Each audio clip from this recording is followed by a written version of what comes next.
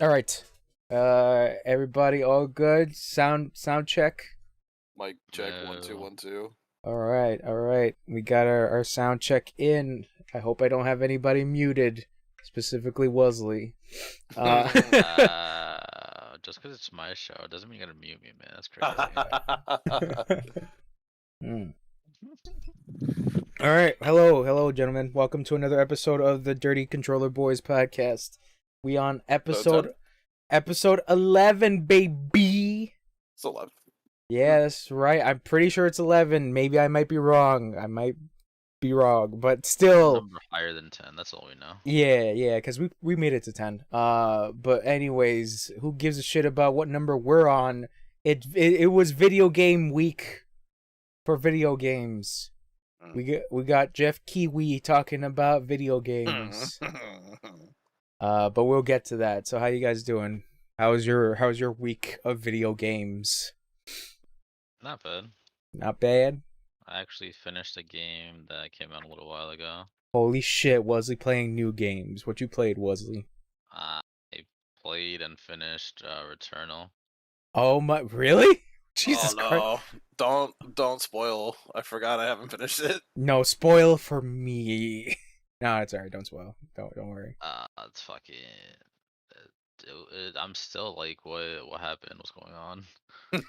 Does it okay, let me ask a question that might or might not be spoilery. Does it leave on a cliffhanger? If you don't want to answer that, you're free to not answer that. That's my answer. Oh. Oh. I mean, the cliffhanger part doesn't actually ruin it, so I don't care if you say yes or no. I mean, yeah, it left me having more questions than answers. And did you get everything translated? No. Oh. There's So probably it's not really spoilery, but there's one tablet at the end that you need all translations or all glyph things. So you need all 90 of them to actually be able to read it. Wow. Mm-hmm. So you need to find all translatable glyph things in order to translate one glyph? Yep. Jeez. One tablet, not glyph, you idiot.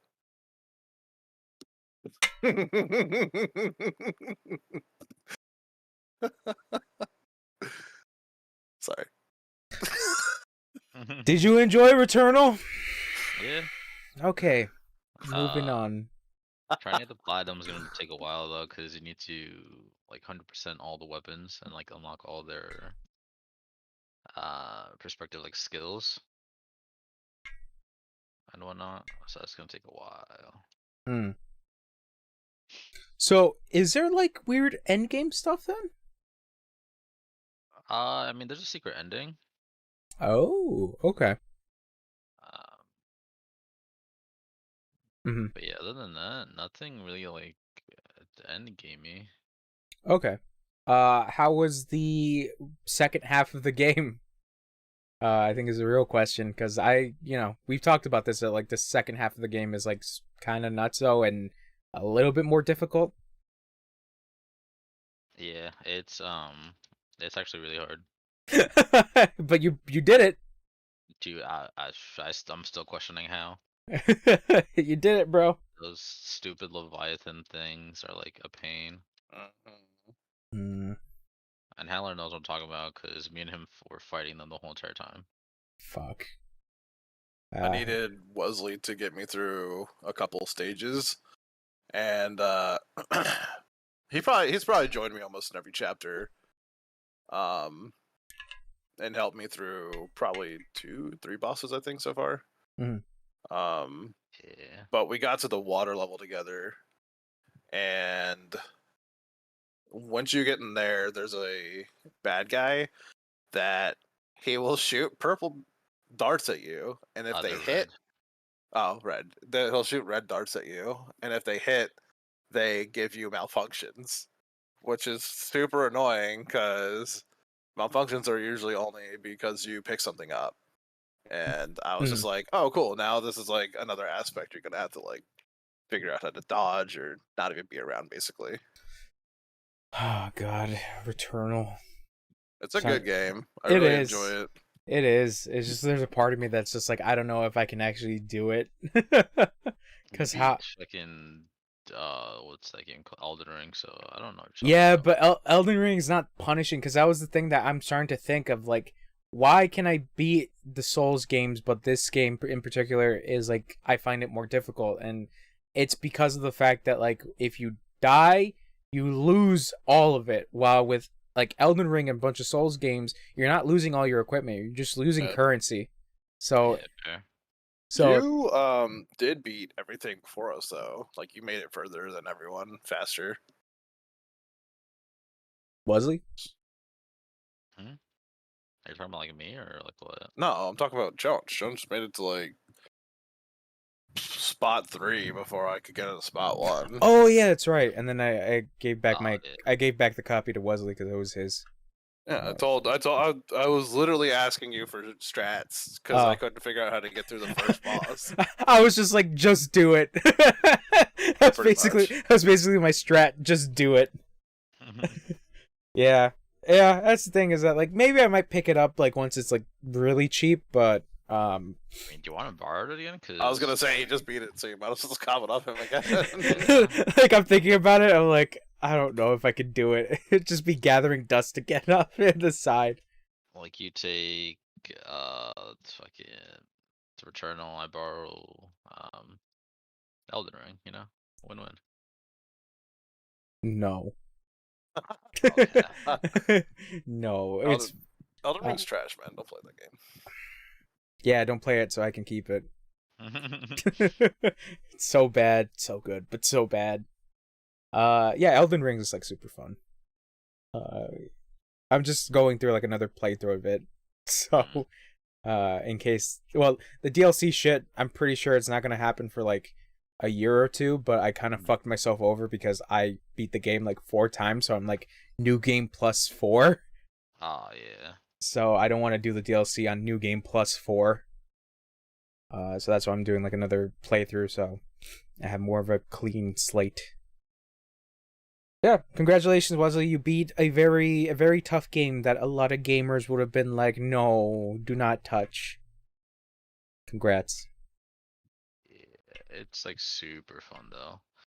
Like honestly, like I feel like that's the game that like actually um handled the whole like haptic feedbacks and everything a lot better than a majority of other games that try to implement things like that. Yeah, no, like I praise like the fucking trigger stuff that that game does, and only to realize that like that same shit happens in Ratchet and Clank, where you like do the halfway stuff, like the halfway shooting on the trigger, and then press it fully down to do like the secondary fire. I think like that's a really smart idea. It's funny because it's such a simple thing that other games haven't implemented yet. So Yeah. Yeah. That's why it's PS5 exclusive, baby, unless it might come out to PC sometime. Because that, Returnal? yeah, because I think it got leaked on like an Nvidia thing. Because I think it was like also at the time they leaked I want to say like Spider-Man as well. Mm. I mean, I never feel too bad that games come out on PC. No, neither do I. I think it's a good thing. Plus, like, people complain about that shit being like, then why the fuck do I even have a PS5? And it's like, bro, just play the game. It's like, it's not going to make a difference. On top of that, the company that's selling this shit is going to make more money to make more games. So it's a win for them. Yep. Doesn't make any sense. Oh, my PS5, now it's so, I might as well just get a PC. And it's like, bro, you understand that PCs are still expensive as fuck. So, I mean, do you, but, you know. I mean, also, I might as well get a PC.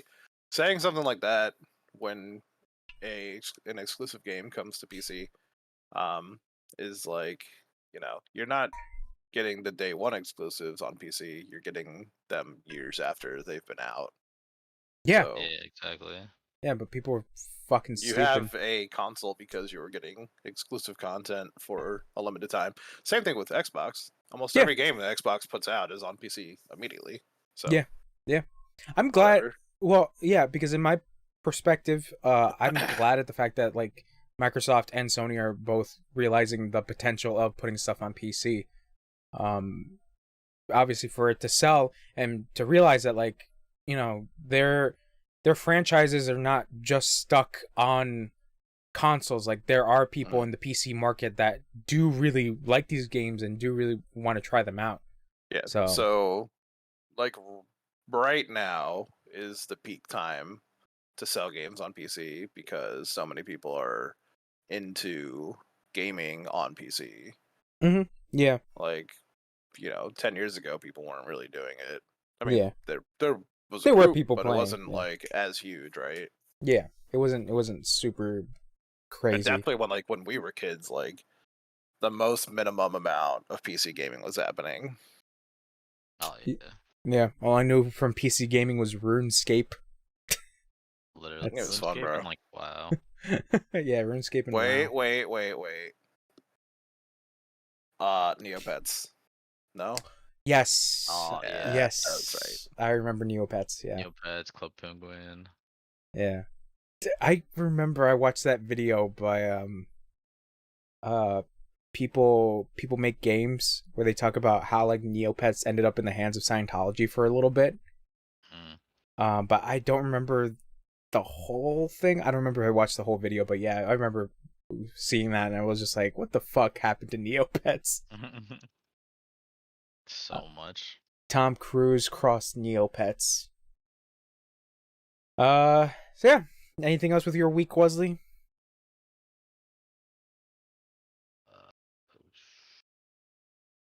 Not really. Okay, Well, so not just that I know of, or wow, remember, I guess. wow. Just been working then. Yes. Okay, make that money, make that cheddar, so you can get more video games. So then you can buy Elden Ring and get your own damn copy of Elden Ring. Wow, dude. This guy wants Returnal, but won't shell out. I Elden Ring, didn't bro. say I wanted Returnal. I said Yeah, I'll he's get it begging when for it's Returnal cheap. louder right now. Can you He hear him? really is, like, just say you want it already. I want it. Anything else? No? Not really, no. Alright. Haller? Just anime, stuff like that. Oh But, yeah. Animal. Any good anime? Yeah, any good ones? Any Rex? Any big booba hentai? I mean, I'm finally catching up on Shield Hero Season 2 because Crunchyroll Oh yeah, made it Crunchyroll. exclusive. Oh, it's Crunchyroll exclusive? No, like, you need a premium membership to watch it. Oh yeah, I heard Crunchyroll's doing like bullshit stuff. I mean, that's been their whole spiel for new shows for a while. Like you have to have premium in order to watch it? The new shows, yeah. I thought it was just like you can wait a little bit and like watch the episode for free. Certain shows, yes. Others, no. Okay, I think that's bullshit. So like for One Piece, it usually comes out Saturday. Usually by like Saturday night, I'll be able to watch it. Yeah, because like I remember like when you had premium, you can watch like the episode the day it gets what is it, simulcast? I thought you were trying to say Samuel Jackson. Samuel Right? L. Jackson cast? No, when it gets released the same day in Japan. It's Like you from can what I watch. was seeing, it's usually an hour after Japan. Oh yeah, yeah, an hour afterwards because they gotta sub it, bruh. Yeah. Yeah, like I remember that was the whole thing, but like I've been hearing that like Crunchyroll's whole thing has been getting a little murky. Their whole subscription plan. They're changing some stuff up, as far as I remember, but I don't know. I don't have Crunchyroll anymore. I use a good amount of Crunchyroll to watch like part 5 of JoJo, and that was like basically it. I mean, as far as I know, and I've seen, nothing's really different. Okay. But that's what I'm saying is that like there are shows that are specifically for premium members. For now, I guess, yeah. Yeah, okay. Yeah, because I don't remember that. I remember that you can watch the episode that was for premium members, and after it comes out in Japan, but I don't remember shows being exclusive for premium. Back in my day.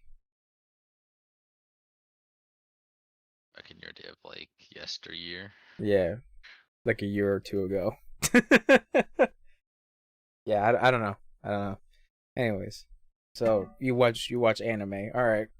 Yeah, because anime. Cause anime. Anything else you wanna add? No, not really. Okay. Well, Wesley's done with his week of anime and Returnal. And work. And work. And work. Howler. What did you... Don't... Yeah.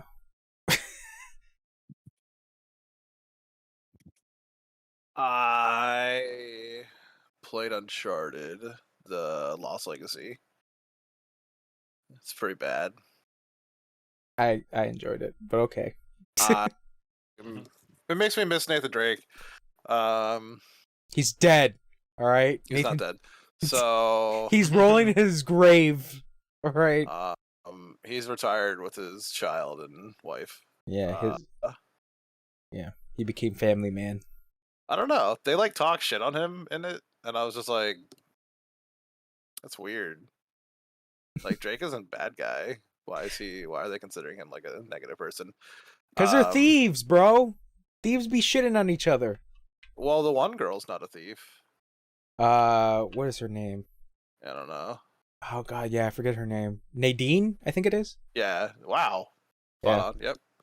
Sorry, I really baby. love this game. It was so good. I'm a huge Uncharted fan, baby. Shit. So, oh, let me ask you this: did you get the upgrade? Did you pay what do you mean by that? The PS5 version? Yeah. Did you pay the $10 to get the upgrade? No. So this is part of my week actually. I upgraded my PS Plus to PS Extra, and that's how I got this game. Oh, okay. I know, like when we were talking before about like Extra and Premium, that I was like, oh, this is gonna be garbage. I don't know, man. Like Extra's actually kind of worth it. It's got a lot of games that like. What a fucking sellout. Well, actually, think about it, right? So, like, you're trying to like convince me? No, so it's $60 for a year. Don't tell me about your corporate marketing plan. Fuck you. It's $60 for a year of PlayStation Plus, and then $40 on top of that to get extra. So, realistically, I paid $40, and I've played like almost 4 games. I would have spent almost $200 by now, at least. Actually, really more like $260, something like that, Oh yeah, just for those games, yep. Yeah. Like me and Wesley were talking about it because he wanted to go. He said he was going to go buy 2 new games. I was like, you should look at Extra real quick, see if the games are on Extra, and then just buy the Extra. And this is what I wanted to say to you, Chunch. Also was,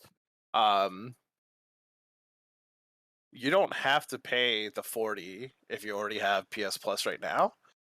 You can actually upgrade for the remainder of your PS Plus to Extra. So I spent $8 upgrading for 70 days. Oh yeah, I was about to say there is a limit, like how much time limit. Did you pay for your like remainder of days? I can't remember. So like mine was, I still had like almost half a year left, so it was like 2048. Yeah, it's like, so like it goes by like how many days you have left. Yeah, it feels fucking great because it's so cheap. For now. Right. I mean, after you're done, it's $100 a year, but yeah.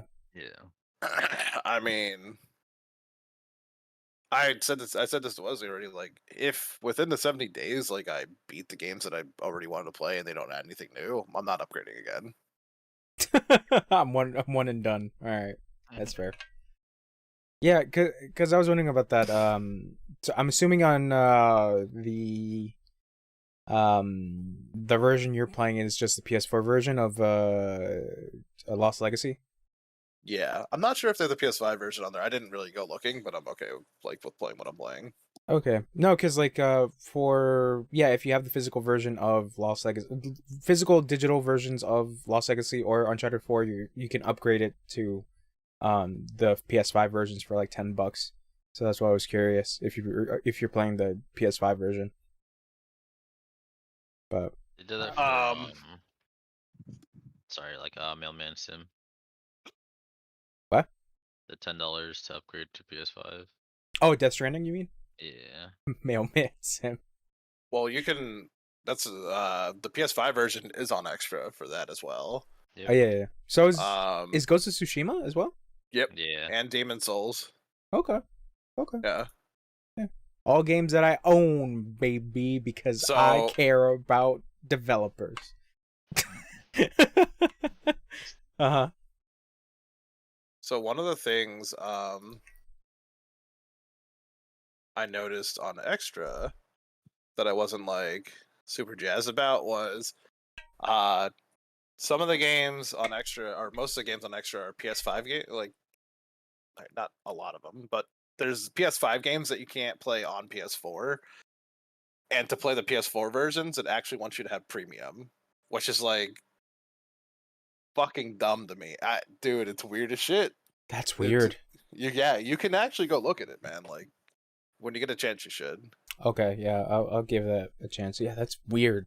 That's really weird.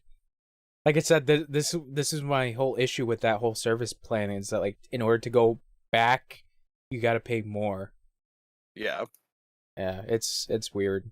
Yeah, I'll see what exactly that is, but how you're explaining it is Chonch no like. Chonch do not want. But yeah, Lost Legacy, you said you hate it? I don't hate it. Lies. So You hate the team up of women. You hate when women are protagonists. Ah, here we go. I mean, I'm not gonna disagree. You were playing as Chloe and you were like, man, her punches are so weak and feminine. No, I like Chloe a lot. I don't like Nadine. Nadine? Is it Nadine or Maydeen? I believe it's Nadine. Nadine, sorry. Maybelline.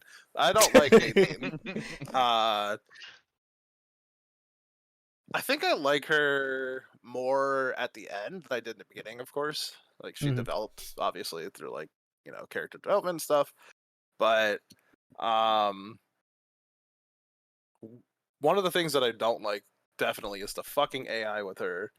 Cause there's a lot of times I'm climbing and she was in my fucking way, and I'm like, why is she climbing with me, dude? Like, she should be programmed to climb after me, or already be the fuck up there.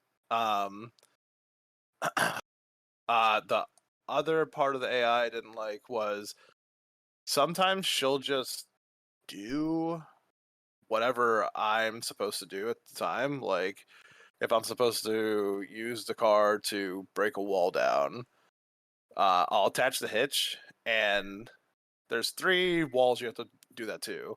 2 of them I did it to, and then the last one she just randomly did it, and like I was like on my way back to the car. It's like really small things, like it's not a really huge deal, but it's still fucking annoying. Yeah, minor I'm like, annoyances. I'm like, I wish like there was like a call out that she would have given, so I know like, oh, I can just walk through the door instead. I don't have to go back to the car. I think what else. The climbing thing was really annoying because it happened more than once. Obviously the car thing only happened once. Other than that, she didn't really get in the way. She was actually really helpful in fights, which is cool. Mm. I don't know. The game was also really short, so I haven't beaten it. I'm at the end of it, but So did you meet Sam already? Like, he's part of the story now? No, I didn't meet Sam. Okay, never mind. This guy just ruined the game for me. Thanks. Yeah. Sorry. No, I just got out of the fake temple. Okay, no, because like the reason why I like it is because I think, well, this kind of leads back to the whole thing about Sam is that like Sam with Nadine and Chloe, I think is a pretty good trio. So like if Uncharted ever decides to go in that direction of just having those 3, I would kind of enjoy it because I kind of liked Sam in 4, but Brother? Yeah. It's okay. Yeah, he was all right. For being Troy Baker, but it is what it is. But that's the thing is that like I haven't played 4 in a while, so I kind of want to go back, but I do want to try out the upgrade. Like I don't mind paying the $10 for it, and specifically like I have both 4 and Lost Legacy, so I don't mind going back. But that'll be at a later time, I guess. Mm-hmm. Sorry. No, you're talking about your week. I was just giving my whole thing. No, yeah. I'm trying to think.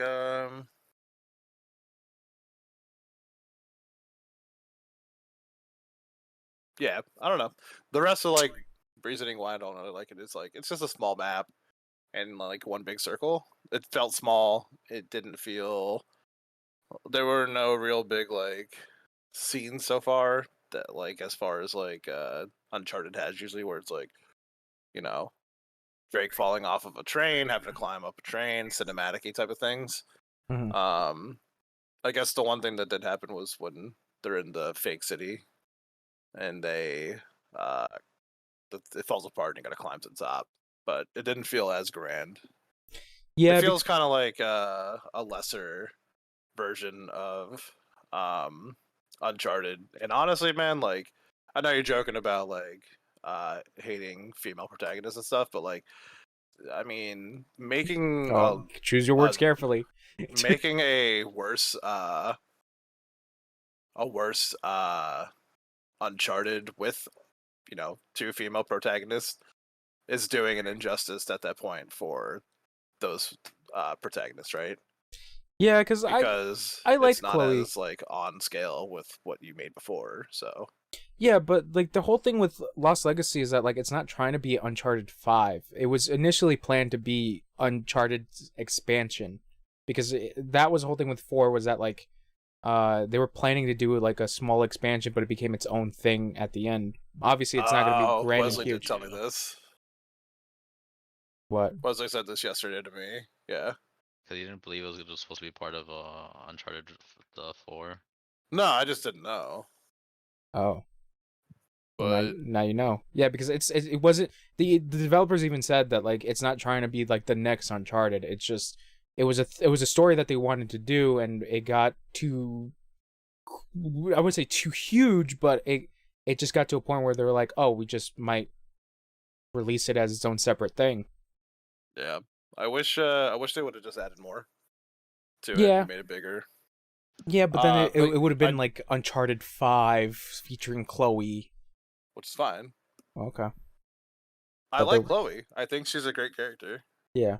I don't know. Talk to Naughty Dog. Send your email to Naughty Dog. Be like, make Uncharted 8 with Chloe and. I've sent an email to Naughty Dog before, and I don't want to talk about it. So, anyways, God.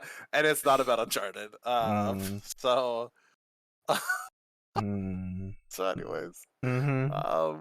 we played. Me and Games played. Oh god, what is it I called? played Nidhogg, dude. Nidhogg. Oh, Oh, Nidhogg is yeah. the shit. That game is so much fun. Nidhogg is and the shit.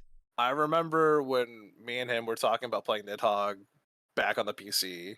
Uh-huh. Well, this is months ago, maybe last year or whatever. And he was like, Nidhogg 1 looks so much better than Nidhogg 2. And I was like, no, Yeah. Nidhogg 2 looks way better. And he was completely right. Nidhogg 1 is so much better than 2. At a visual standpoint, yes, because Nidhogg 2 went in like a weird art direction where everybody looks. I think visually Nidhogg 2 is like fun. Hmm. But mechanically, Nidhogg 1 handles so much better. It's really weird. Mhm. Yeah, it's very simplistic from what I've seen. Uh-huh. But like what I see a gameplay of Nidhogg, it looks really, really fun. Dude, we quite literally, like, I don't think there was like a moment I wasn't laughing because I just kept getting stabbed in the face or like he's running away from me and I'm trying to catch him. Like, it's so funny. Yeah, no. Where it's like you could like punch them too instead of just like using weapons. Mhm. Yeah. So I would like literally do like combat slide like you do in like Call of Duty and whatnot. Mhm. Trip him and literally stomp his face in. You can throw your swords, right? Yeah. Yeah. Yeah. And in Nidhogg 1, it's like stick figures, so you can't really tell what they're doing. Yeah. But you're definitely breaking someone's neck when they're on the ground. Oh, yeah, 100%. You hear the crack, and then you steal their weapon. Yeah. Nidhogg genuinely looks like real fun. Again, this is another game we got from Extra, by the way. Fuck Extra. Which I can't stop loving promoting Extra. Dude, I was so ready to hate Extra, bro. Bro, my check came in from Sony. So I wish, man. Yeah, I wish. Yeah. Listen, sign me up for money, Sony, Yeah. and I'll say whatever you want me to say. I mean, I promoted the fuck out of fucking Xbox Game Pass, and I still think it's genuinely a really good deal. Oh, so yeah, I have been nonstop shitting on Sony and saying how we talked about it multiple times, how much I think Game Pass has so much more, especially with the day one releases. Yep. Yeah. That's one of the biggest fucking things. Who that owns an Xbox is not gonna want Halo day one for basically call it free, but it's not, right? The $100 whatever dollars. Mm-hmm. Yeah, because that's the thing with with premium and extra is that a lot of the stuff is selective of what Sony's gonna choose. Because I remember during the state of play when they showed Stray at the end of the showing, they were like, yeah, it's coming to extra and premium members on the 16th of July, because that's when Stray comes out. But yeah, I think they're just gonna be selective of what they choose for. I can't wait to hate playing as a cat. I want to play as cat. I won't play as cat. I won't play. I'm gonna buy it because I won't play cat. Just get extra. No, I'm not gonna pay extra. I'm gonna buy the game, so I have the game to myself. And then if it comes out physically, I will buy it again. Gross. Anyways, cat. There's more games, right? Oh, well, Wesley didn't say this about his week, but he played Naruto. What the fuck, Wesley? Oh, the Boruto Strikers. 4. Yeah. The Strikers or Ultimate Ninja Storm 4? Ninja Storm 4. Oh god. The Strikers was butt cheeks. Wow. Strikers is bad. The free games that we got this week were horrible, except for God of War, because God of War is great. Or this month, sorry. Did you, just a little minor thing. Did you know that the Nickelodeon thing is gonna finally get voice acting? What? So the Nickelodeon brawl thing, the battle brawl thing. Mm-hmm. Oh, the one we got for free. Yeah. It it didn't have voice acting, right? Does it now? Sure. It's going to get it in a coming patch. I'm pretty sure we played and it had voice acting. No, it does not have voice acting. We just didn't realize because we didn't care. I don't know. I'm the best at it though. It doesn't have voice acting. I think the reason why is because Multiverses is doing pretty well. Are you voice acting right now? Yeah, I'm voice acting. Voice acting myself. But yeah, that shit's coming out with voice acting. So finally we get to hear SpongeBob. Oh. Finally. Honestly, I didn't really care for if it had voices or not, because when we were playing it, it was pretty dumb, but it was still not bad. Wow, can't believe you don't care. It was. Did you play PlayStation All Stars, Chunch? I have it, but I didn't really get into it. It's a lot like that, but a little less mechanical. A little worse. What could be worse than PlayStation All Stars? PlayStation All Stars is pretty bad, bro. Destruction All Stars? Yeah. Destruction All Stars is also really bad. I also played Returnal, made it further, doing pretty good in there. I told Wesley he was going to beat it once I got off, and he did. Oh, I didn't say he was going to beat it. I said he was going to beat that area. And I played League, yo. Finally. Yeah, League. I got the new champion. Wow. She's great, and they're nerfing her, and I don't know why. Fantastic. League of Legends is so much fun. Yeah, see, you know. Yeah, I know. And then I watched some shows that I can't remember that I watched. Are you up to date with Better Call Saul? No, I still left the last episode, so I can't finish it yet. I watched Mission Impossible last night. The Oh. first one. I've never watched Mission Impossible before. Okay. You somehow came together in my week as well. Did you watch Mission Impossible? No, so I watched Mission Impossible 1 like a couple months back, but I just started Mission Impossible 2 like Okay. yesterday. Yeah, So I'm probably gonna watch that tonight. Yeah. Mission Impossible 2. Yeah. Just keep in mind that Mission Impossible 2 is directed by John Woo. If you haven't seen a John Woo movie, then it's I actually think we've. Oh no, John Woo directed a game, no, or something like that. Stranglehold. Yeah, we talked about this like a long Which time ago. Chow Yun-fat. Stranglehold is the video game sequel to his other movie called That's what it was, yeah. Hard Boiled with Chow Yun-fat. Hard boiled. I fucking love Hard Boiled. Hard Boiled is such a fucking good movie. If you ever watch clips on it on YouTube, just look for like anything from the gunfights. Like they're like the coolest and most spectacle shit ever. Yeah. Yeah, we did talk about that before. Yeah. So yeah, just keep in mind that like if you're gonna watch Mission Impossible 2, how it's directed, it's like it feels like you're watching Hard Boiled with like the weird camera shit. How did you feel about Impossible 1? I enjoyed it. It's a schlocky movie. I didn't like it. It's very schlocky. The ending is really goofy. I guess it's kind of goofy, bro. Yeah, Tom Cruise definitely didn't seem like he knew how to act in that motherfucker, dude. But this is also weird because he did Rain Man before this, and Rain Man he's actually pretty good. Even though I'm not a huge fan. This is very actiony mixed with like. Yeah, I don't know. And remind you, this is like the series that he loves. He loves this series. Like, does he? Yeah, like for the newest one. Did he help write it or something? Produce it. Oh, he just produced it. That's probably because it makes him money. That's probably why he loves it. Yeah, no. For fucking Fallout, I forget, I think it's the 5th movie of Mission Impossible, where it's with Henry Cavill. Okay. He produced it, and like there was like the whole big news about him doing his own stunts and like this and that. Yeah, and, like, he loves this series. He loves it. Like besides like Top Gun, Mission Impossible is like the series that he loves to do. Top Gun's so ass, bro. What do you mean? It's just straight dudes. Top Gun. Straight dudes loving straight dudes. That's fine. There's nothing gay about dudes talking about. I don't look biting each other. Taking away gay and straight out of the entire scenario of Top Gun. I don't like Top Gun. I think it's fucking dumb. I didn't really like the first movie, Top Gun. The first one didn't feel like they focused on flying as much as they focused on drama, and it was a romantic drama. But, yeah, it was a romantic drama with some comedic tones. Not enough dog fighting. Yeah, it didn't feel anything about really planes. It felt like they were more like, no, my woman hates me. Also, my best friend is dead, or something, or whatever. I don't remember the movie. Something to do with dead. Who cares when it's trash?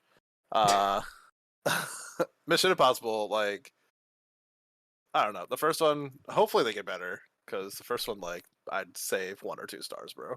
Yeah, because like I was kind of how many Wesley is this 1 or 2 stars? I'm sorry. What happened? Like half. Cool.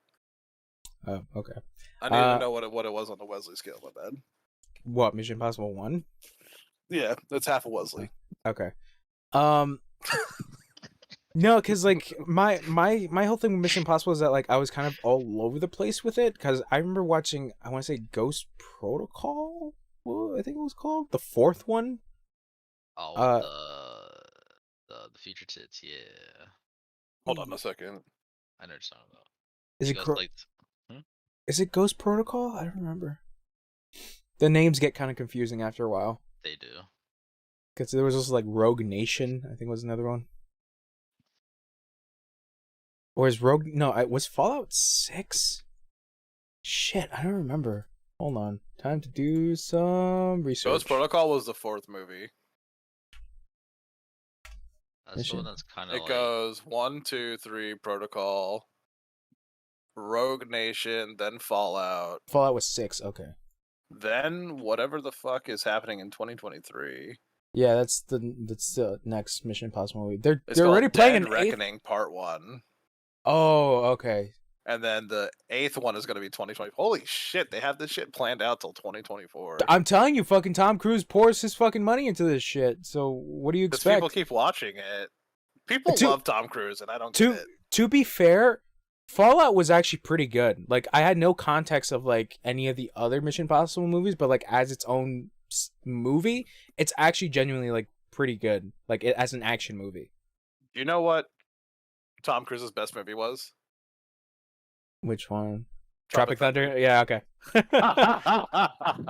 Yeah, Tropic Thunder. Yeah, I was thinking of like I know which one he's talking about. All right. Yeah, like I don't know. Tom Cruise as an action star is always. You're right. It's always been a weird thing, but yeah, you're right. For some reason, people love Tom Cruise. I think he's probably so. I think these Mission Impossible movies are going to get better as I go through them. I think the older ones are just harder to watch just because it's old and like. Yeah, it's really weird to say, but like, acting feels like it's gotten better. Acting and has gotten better. Maybe it's not the acting, but like maybe it's a mix of directing and acting and all that, right? Mixed with CGI, of course, too. But like, I really do feel like even younger actors, like watching Stranger Things, those actors feel way better than like, you know, the kid from E.T. Although I still think that was a good movie. Like they did well and shit. The acting, I don't know. Anyways. I think more so, I guess, Mission Impossible 1, 2, and 3 are probably going to be like young Tom Cruise not acting well because it's young Tom Cruise. Yeah, because let me see. Rain Man came out. Yeah, Rain Man came out before Mission Impossible 1. And he was good in Rain Man. An Interview with a Vampire he did before Mission Impossible. So, yeah, it's weird. Mission Impossible is such a weird series of movies, even though it was a television series before. Was it? It was, yeah. Huh. But Mission Impossible is like, I'm trying to remember, like the ending of the first movie was like just dumb bullshit of like, not spoilers or anything, but do you remember the whole thing about like them like taking off like the rubber masks and shit? That's where it was just like, God damn it, this fucking nonsensical shit. And then like watching 2, like literally the beginning of 2, they do the exact same thing where it's just like the rubber fucking the mask and like a voice changer. It's so dumb. But I'll keep watching fucking Mission Impossible 2. I'll probably watch 2 tonight. If 3's on Netflix and I have time, I'll watch 3 tonight too. I don't think 3's on Netflix. It's weird because like I was looking for it and I think it's just 1, 2, and 4. So Protocol's on? Yeah, Protocol's on there. But I remember watching Protocol and I kind of enjoyed it, but I remember nothing of the fucking story. It's on Hulu. Oh, there you go. Why do they have 1, 2, and 4 on Netflix? Yeah, it's really weird. A Tom Cruise movie that I did like that's not an action movie is Magnolia. Magnolia. Yeah, it's written by Paul Thomas Anderson. God damn it, I keep getting the names mixed up. It's basically one of those movies where it's like different stories that kind of connect to one another. And Tom Cruise plays like a sex guru. like it's a very fitting role for him for some reason, but like he plays like a sex guru who has like a slick back hair. But his whole story is that like his dad's dying and like he doesn't have a good relationship with his dad. But I still have to watch the Tom Cruise Mummy. Oh my god, I forgot about that. I forgot that exists. All I know is the memes. See, I think Tom Cruise is good in. There's other action movies he's good in too. Oblivion. Again, like I think like maybe he just got off to a rocky start in Mission Impossible, and I think he's better when he's not doing action. Like, yeah, but he's a good actor. But he does things well. Mission Impossible is not the beginning of his career, though. No, that's not what I'm saying. I'm not saying it's the beginning of his career. I'm saying it's the beginning of maybe him doing actiony things, right? I mean, Maybe he just had a rough start learning how to do action acting or whatever. You know what I'm saying? Like, but he was already. it could also be the writing. Maybe he just I think like, it's. didn't. I think it's the writing because like even then, like looking at like the stuff that he was in before Mission Impossible, there was like some action stuff that he was already in. But I have no idea whether or not those other action movies are necessarily good as well. But mostly drama. He is a good dramatic actor. I wouldn't necessarily say he's a good action actor. But even then, like that's what I'm saying. Like, I definitely have to watch more. I have to go through the entirety of Tom Cruise. Of Mission Impossibles to see how that really pans out. Because so far, I've only seen one. Okay. It's the same thing with what's it called, The Bourne Identity. I've never watched those, but I love what's his name, man. I think he's great. Matt Damon. Yeah, I think he's a really good actor in all these other movies. I might hate him in, Action Land. So who knows? Anyways, that's my week. I didn't really do anything else. I need to use the restroom real quick, so I'll be back. Wow. When I'm going to talk about my week, he decides to go take a shit. Bye! Exactly. Do I even want to talk about my week? I don't know, do you? I don't know. I really didn't do anything. I didn't really do anything. I'm trying to think, what did I do? What did I play? Well, this is the weird thing, is that like I have been like kind of going back to stuff that I started or stuff that I was just like, you know what, this was a good game, let me just play a little bit of it. I was doing that with Dead Rising 3. And I decided to like start up Sunset Overdrive on PC. I really like Sunset Overdrive. I don't know if people like that game, but I really enjoyed it. The music in that game is fucking great. And I think this kind of adds to like part of this week as well. The PS5 upgrade, PS5, Xbox Series X upgrades for Resident Evil 2 remake and Resident Evil 3 remake and Resident Evil 7 came out. So I've just been playing those for a little bit to see like the upgrade stuff. It's neat. Obviously they're using a lot of like the DualSense shit. But yeah, Resident Evil, I just went through the DLC for Resident Evil 7 called End of Zoe, which I don't remember if you remember that. I didn't really do much of 7. So Resident Evil 7 End of Zoe it takes place, I think, like a couple hours after the main game. Where you play as Joe Baker, one of the uncle of the Baker family. You know, the family that was like hunting you down in 7. You remember Jack, right? Like the bald dude who was like, "Welcome to the family." Not really. Oh my god, Wesley, come on, get these references, come on. Anyways, so Joe is his brother. I think it's his older brother or younger brother. It could, one or the other.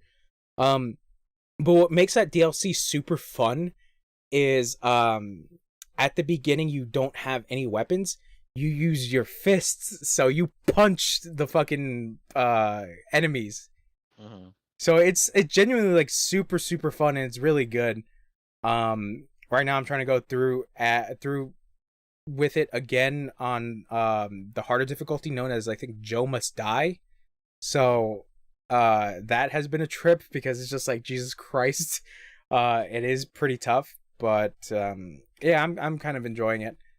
And then, like I said, I wanted to get back into Resident Evil 2 because obviously I got like all the trophies for Resident Evil 2, I think, besides the extra game stuff, but for the mainline stuff I did get it, and I do want to like go back at it and try to get like S rank for hardcore difficulty.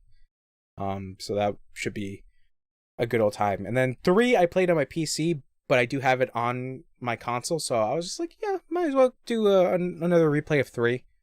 I don't know, like I remember a lot of people didn't like Remake 3. I have some minor things about it, but like it's not a terrible game. I understand it from some people that like it is a bit of a disappointment, especially coming after Remake 2, because Remake 2 was just a crazy game. But yeah, Remake 3 is not bad. It's just a couple decisions that I feel like were missed. But yeah. And then what else am I playing? Diablo 2. I'm still going with Diablo 2. I just got to Act 3. Act 3 opens up really weird. That's why I was kind of hoping Haller wouldn't leave, because I'm talking about Diablo right now, but he decided to take a shit when I'm talking. Yeah, Diablo 2 is still pretty good. It's still kind of challenging at times, because I remember I would get like fucking murked because I wasn't looking at my health most of the time, so I would get murked and then I have to go get my equipment back. Like, it reminded me it's reminding me a lot of like Dark Souls, where it's just like you get your shit kicked in and you got to go back and find it.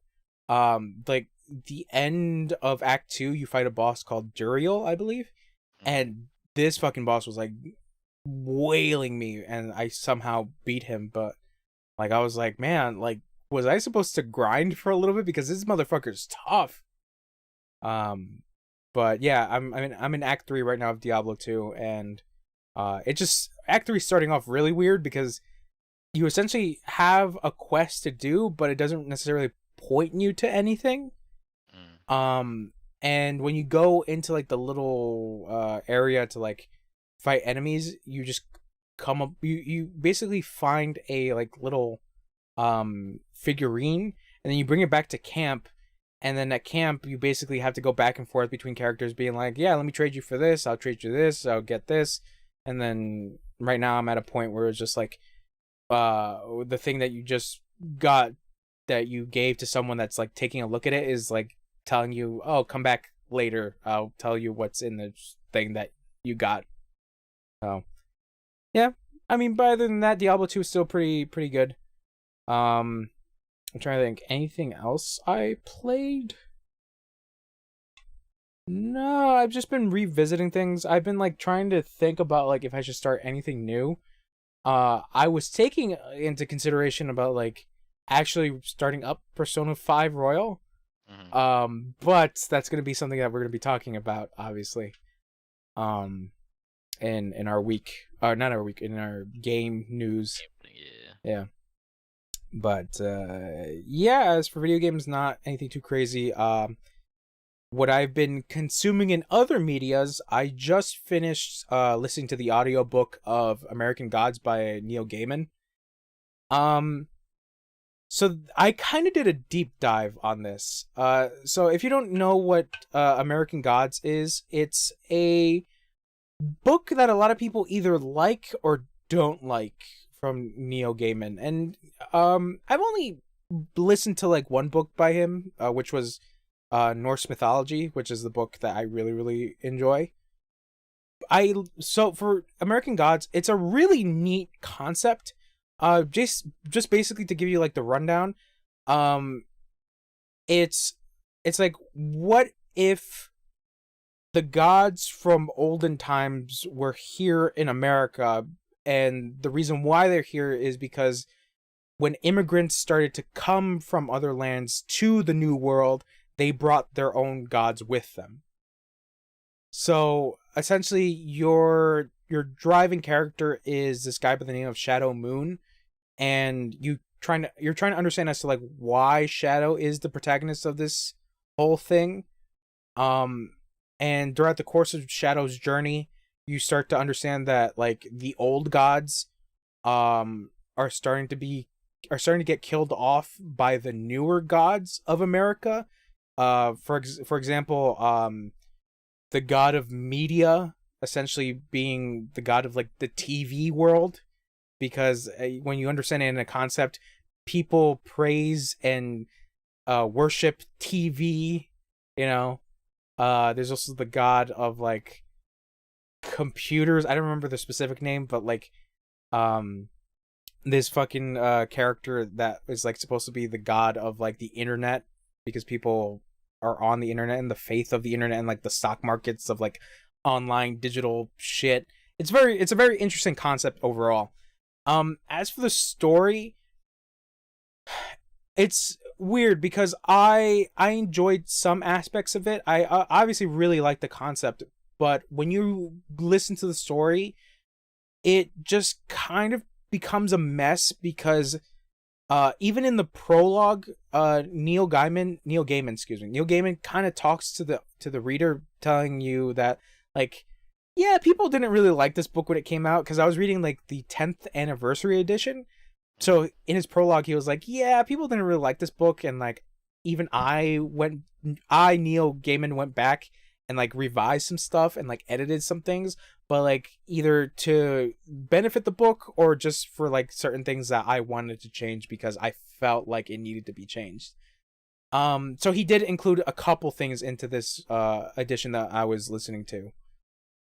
But yeah, it's just like when I finished it, I was like, man, it's kind of a mess because it tries to be a lot of things all at once. It tries to be a murder mystery, it tries to be a thriller, it tries to do this whole plot twist thing that is literally at the end of the book. It doesn't necessarily, like, you can say that it kind of builds up, but at the same time it's just like, if the book didn't point out that, you know, here's this plot twist, I don't think anybody would have gotten the fucking plot twist. But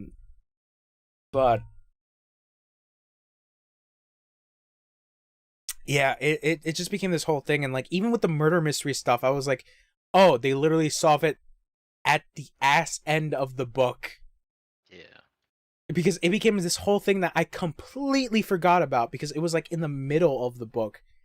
And like after that didn't go anywhere, the book just continues on with Shadow's story about him following Mr. Wednesday, which is not really a spoiler. Mr. Wednesday is Odin, and Odin's whole thing about like fighting against these new gods.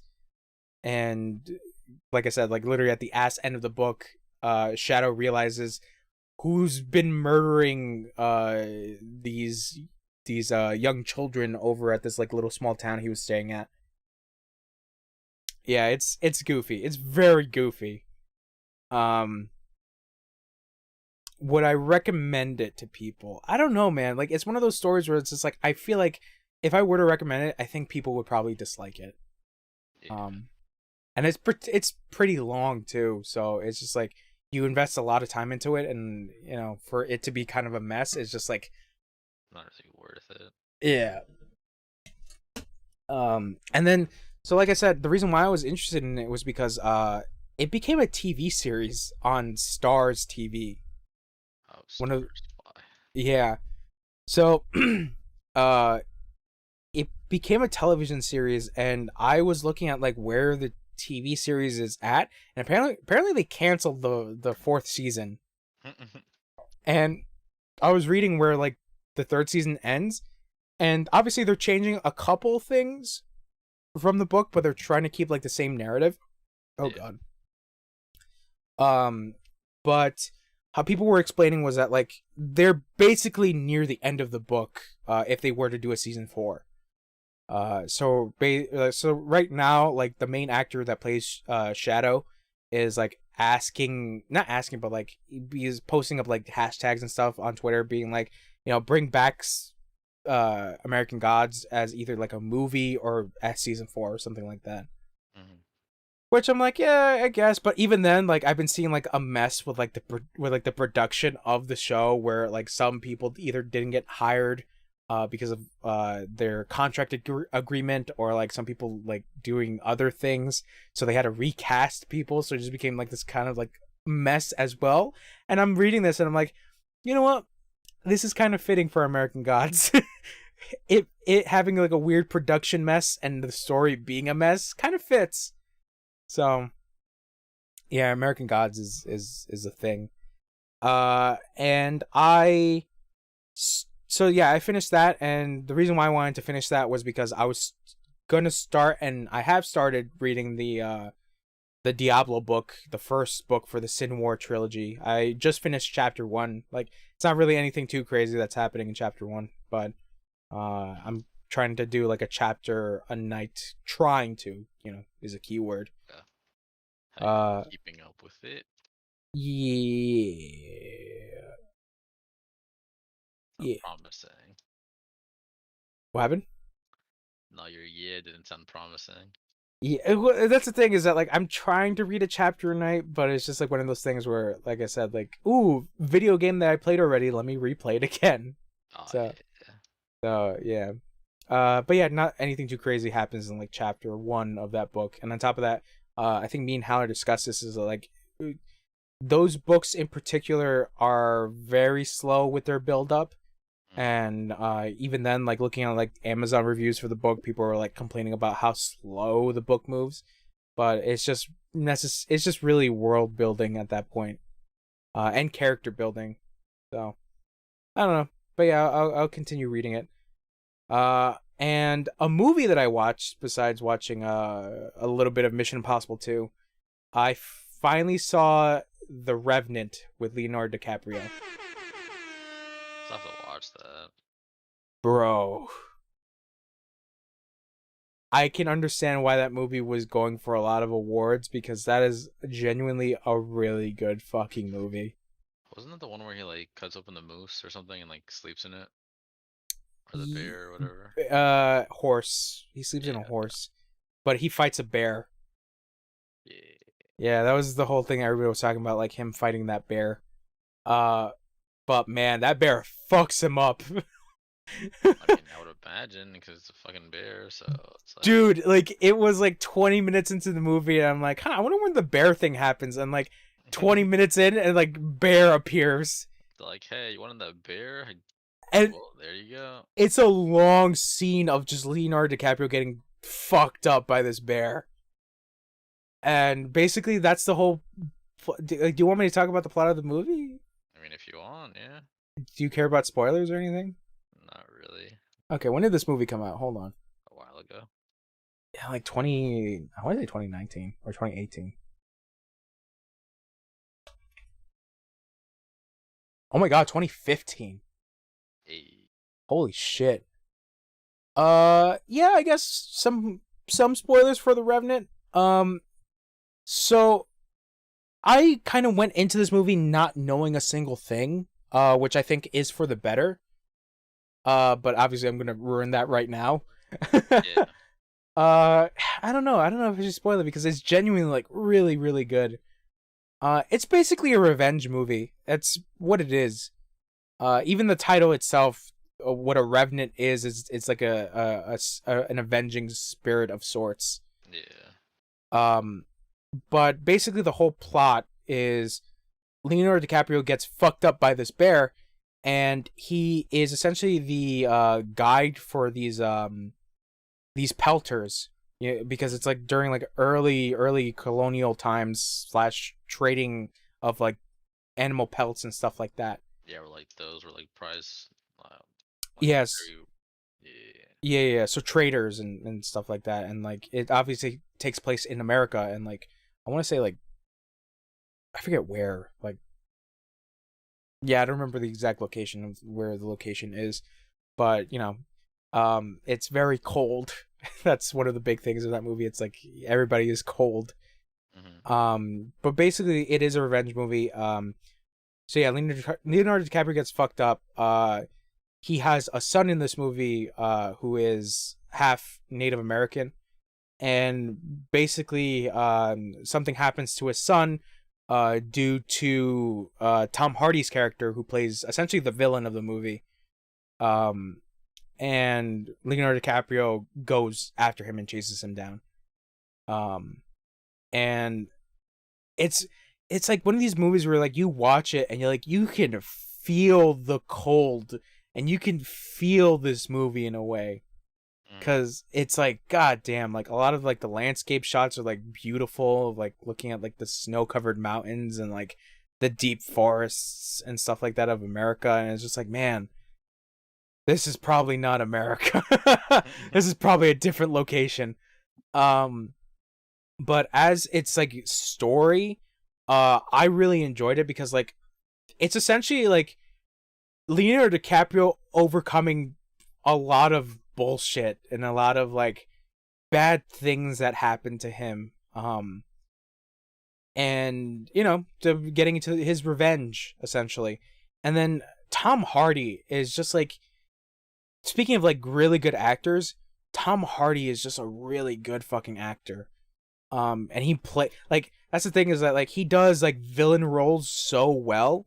And in this movie, like his backstory is that like he is a pelter who's like incredibly greedy and very cowardice. Cowardice or he's a coward, I should say. Yeah. I know someone's gonna come in and be like, no, it's not the proper way of putting it down. Shut up. Anyways. Yeah, he's a coward and he's just a greedy bastard. But his whole backstory is that like the reason why like he is the way he is because he had like a near death experience with what's it called, with Native Americans that like scalped a part of him. So he is trying to like get the life that he wanted to get the fuck out of this whole pelting shit. So that's why he like does the whole greedy shit, because basically in the movie, because Leonardo DiCaprio is like so fucked up, and a lot of the pelters are like, we gotta leave him because like, trying to carry him through the mountains and shit is not successful. So the Bay Area. Okay. Yeah.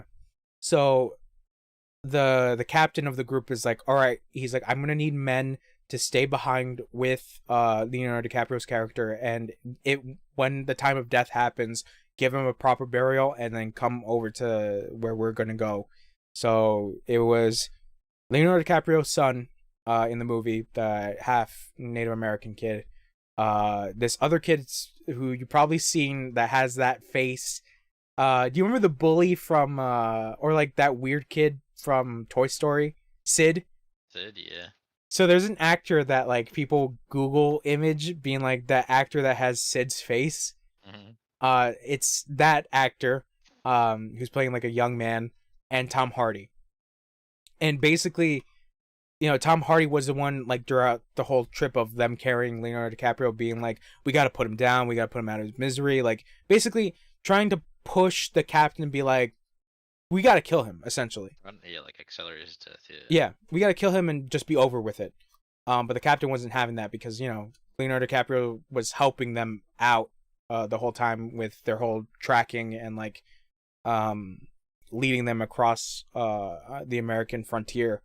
Yeah. So basically, the captain was like, I'll give $100 to the men that stay here. So Leonardo DiCaprio's son is like, I don't want to do it for the money. I just want to stay with my dad. The person who's going to stay with me can have my share. And then the kid that had Sid's face is like, I don't care about my share. I just want to help this guy. The third person can have my share. So essentially it's $300 in total. And obviously in that time period, $300, insane amount. Yeah. It's a crazy amount. So Tom Hardy's character is like, he hears that, he's like, $300 for easy money. Okay, yeah, I'll stay. So he tells the captain, yeah, I'll stay with them. Yeah, it's no problem. So you get to that point where like they've been there for a couple days, but Leonardo DiCaprio is still alive, and he has a chance of fighting back.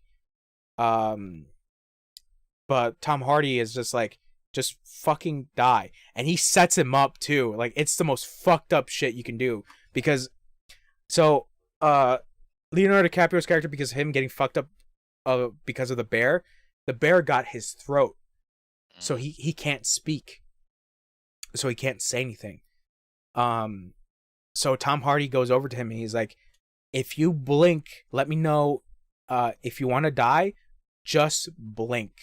So you have this moment of Leonardo DiCaprio just staring at Tom Hardy for like more than like a minute, because it's just like he's setting him up to die. Yeah, because like you're gonna need to blink at some point. So he can't keep his eyes open for too long, so he eventually blinked, and that's when Tom Hardy was like, all right, you asked for it. He's like, you're a good man, but we need to get the fuck out of here. So he tries to smother him. So that's when, I guess this is kind of getting into spoiler territory a little bit, Leonardo DiCaprio's son, Hawk, comes in and he's like, "Get the fuck away from my dad!" Like, I'm gonna start yelling, and on top of that, I'm gonna tell the captain that you try to kill my dad. So obviously, Tom Hardy's character, being a coward, stabs him. Jesus. So he stabs him and takes him away, and Leonardo DiCaprio's seeing this, and he's like, he's like, "I'm gonna fucking kill you, bro." And then the kid with Sid's face is like over by a like a freshwater lake, trying to get water, so he doesn't hear the interaction that's happening. So when he gets back, he asks Tom Hardy, "Oh, where's Hawk? Where's the son?" And Tom Hardy's like, "Oh, I don't know. I don't know what happened to him. He probably went off somewhere." So then like a couple hours passed, and then he goes over to the kid and he's like, "We gotta get the fuck out of here. Natives are coming and they're probably gonna try to scalp us." So the kid is like, "What about Leonardo DiCaprio? Like, what do we do about him? Like, he's not dead." And Tom Hardy's like, "All right, we just take him over," because they made him like kind of a makeshift grave. So Tom Hardy's like, "Just help me take him over there, throw him in the grave. That's it. We're out." So the kid was like, he's like, "We can't do that." And Tom Hardy's like, do you want to be scalped?" And so the kid was like, "Fuck, all right, fine." So they put him in like in the hole, and the kid just apologizes to him. He's like, "I'm so sorry. Like, I don't know what to do." And then he leaves with Tom Hardy.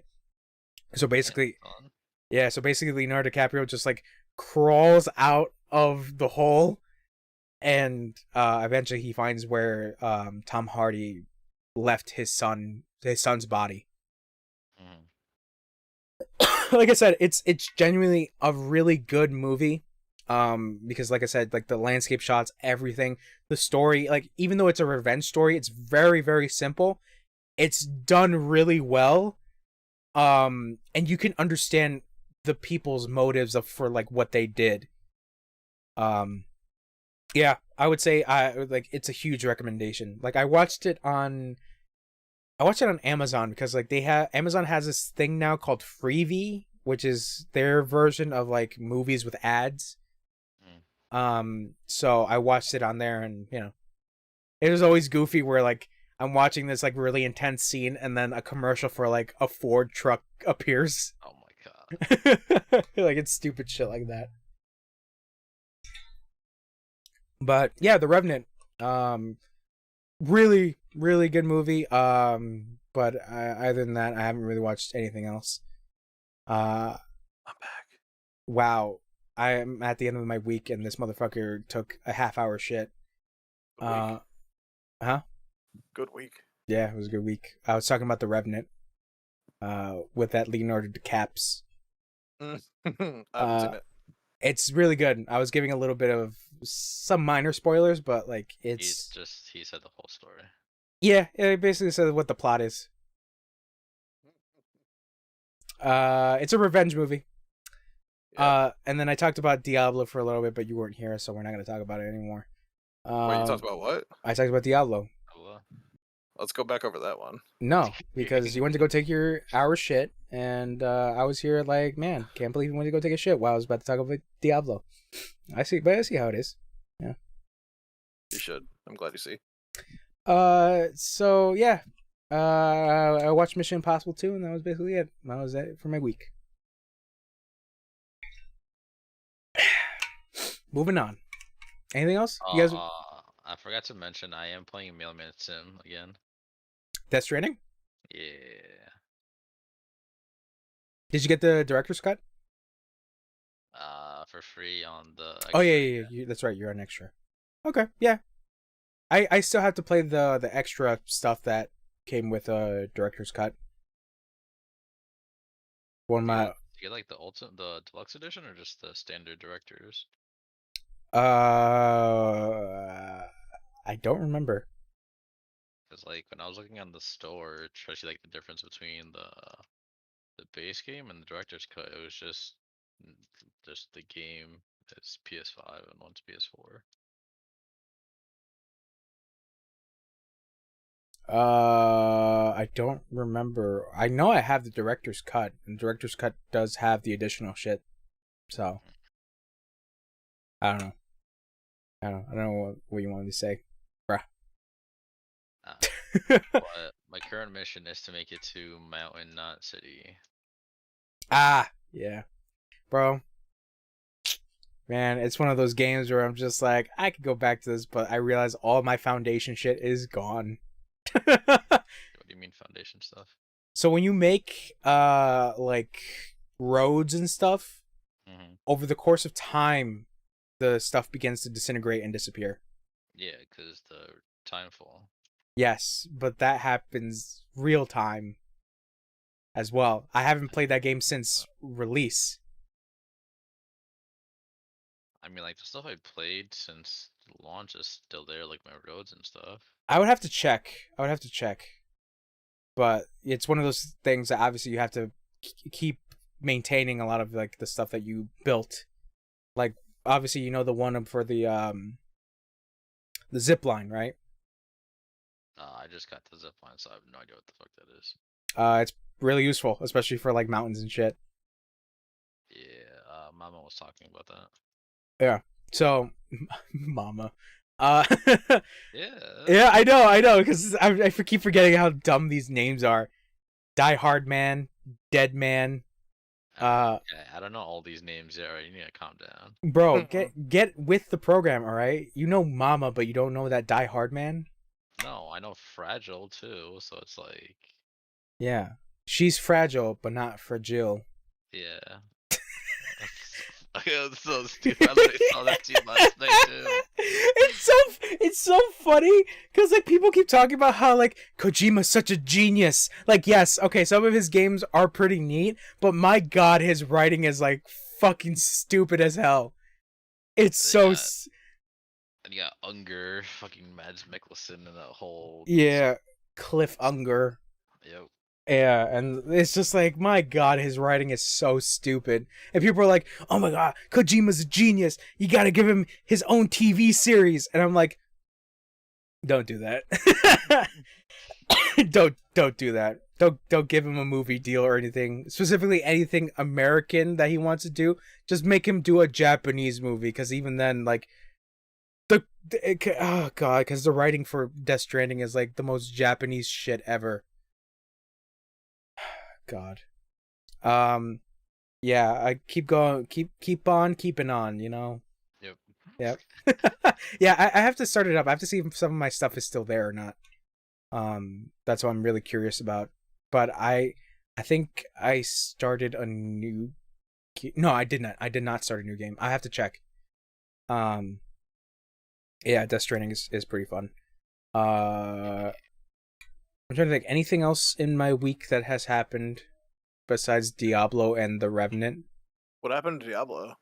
Oh, I don't know. Maybe you might, you know, if you didn't go take a shit. You know. He's on like Act 3 or some shit. What's the fought some dude, bro. I don't remember his name. Wow, thanks for explaining it so well. Probably can't beat Mephisto is what it is. How about you, Mephisto these nuts? I will fist those nuts, you piece of shit. Yeah. No, basically what I wanted to talk to you about, Haller, because you are a big Diablo man, big Diablo Harvard man. So I'm on Act 3 of 2. Damn, that Duriel boss was fucking tough. Really? Yeah, I don't know why I was struggling with Duriel. Which I have a question. Am I supposed to grind? Mm-hmm. Oh, okay. Because I didn't grind. What level were you when you fought him? 20. Yeah. You should have grinded. What level am I supposed to beat him at? I mean, you can beat him whatever, but I mean, I did. Easier, higher level, right? I mean, I did beat him. How many times did you die? Like 10. Yeah. Yeah. So probably like 25. You would have been better off. Wow. So basically, just run around the world and keep fighting enemies. Mm-hmm. Yeah. So like, once you go through the game, like the end game way you would level if you're trying to power level is I can't remember the exact number. You stop doing Stony runs at. It might be 15, it might be 20, something like that. But Mm. what you do is you get a group, you keep going into Stony fields, and you keep going to that portal where you save Deckard Cain, and you take everybody with you because it makes the world more powerful, gets you more experience, all this stuff. And you guys go in there, kill what's his name? The old blacksmith from 1. You kill him over and over again. Yeah. And then you leave once you clear the room. Then you leave, make a new room, do that over again with all those people, like 20 runs or whatever. Mm. Okay. That's how you like power level. Yeah, I'm in Act 3 now. Yeah. Act 3 is cool, man. I hate the little guys that run around with the little darts. I died because like a good amount of them I was not expecting. So yeah. What are you playing as right now? Assassin. Okay, yeah, the trap should be the electric traps usually, right? Yeah. That's what I've been using. Should be pretty good in there. What's also been pretty good is the buzzsaw ones. How far are you in 3?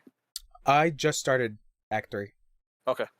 Because I just found like the little jade figurine, and like now you're gonna see spiders and they're gross looking. Yeah, because dude, the first thing you go into is spider forest. Yeah. It's like I'm gonna see spiders. They're so gross. They still look so fucking gross. I was mentioning that like Act 3 just starts off a little weird because obviously you do have the main thing being you have to go find Mephisto before Bale and Diablo get there. But it just starts off a little weird where you're just like you don't really have an objective to do. So I just went into the forest, I beat up some of the little guys, I found a jade figurine, and that was the start of the quest. Yeah, I was just like, this is a weird way of starting things off, but okay. So like right now I traded that in for like another thing, and like I brought it to like the alchemist dude that's there, and he's like, oh, come back later, I'll tell you what's in here. So yeah, Act 3 is a little weird, but either way, still having a good time with Diablo. Yeah, it's a good game. Yeah.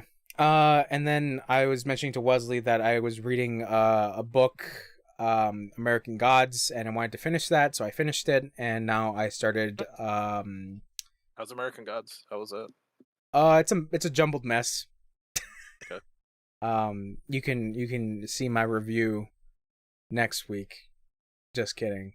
I won't have a review. But yeah, basically I just said it's a jumbled mess. The concept of American Gods is like really cool, but like the story overall is a mess, and even the author knows that it's a book that a lot of people either like or don't like.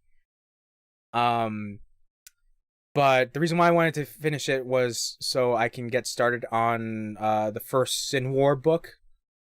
So I just started the first book. I just finished chapter 1, so nothing too crazy happened.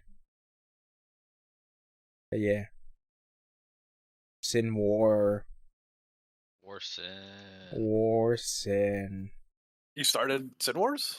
Yeah, I just finished chapter 1. How do you feel so far? I mean, I can't really say because like I just finished chapter 1, so it's like there's really nothing to go off from. You know, you got your main character, what is his name, Odyssean? Mm-hmm. And you know his whole thing of like him being a farmer and like him in his little village town and his dislike for like the religions is like, yeah, it's neat. Yeah. But other than that, like I can't give anything else because it's just like I don't really know anything else about this character besides his family dying and him having a brother and him kind of having a love interest. It was like he's a baller. You'll find out. Okay, I guess. He bites his lip a lot and squints. Okay. Like that? Yeah.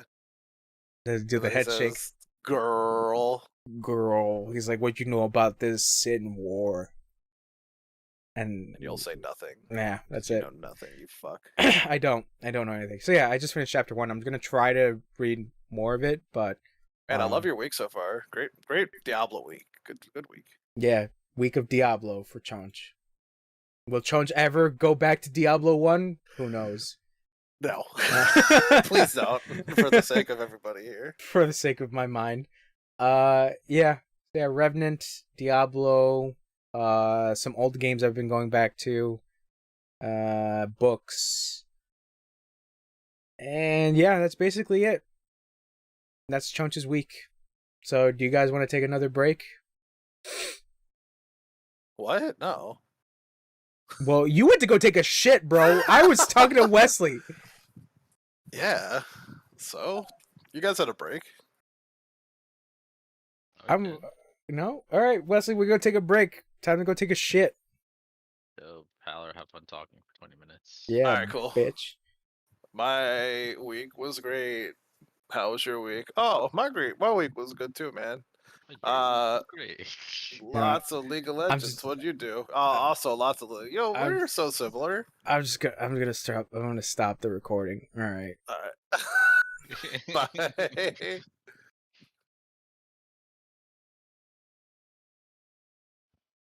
Oh no, wait.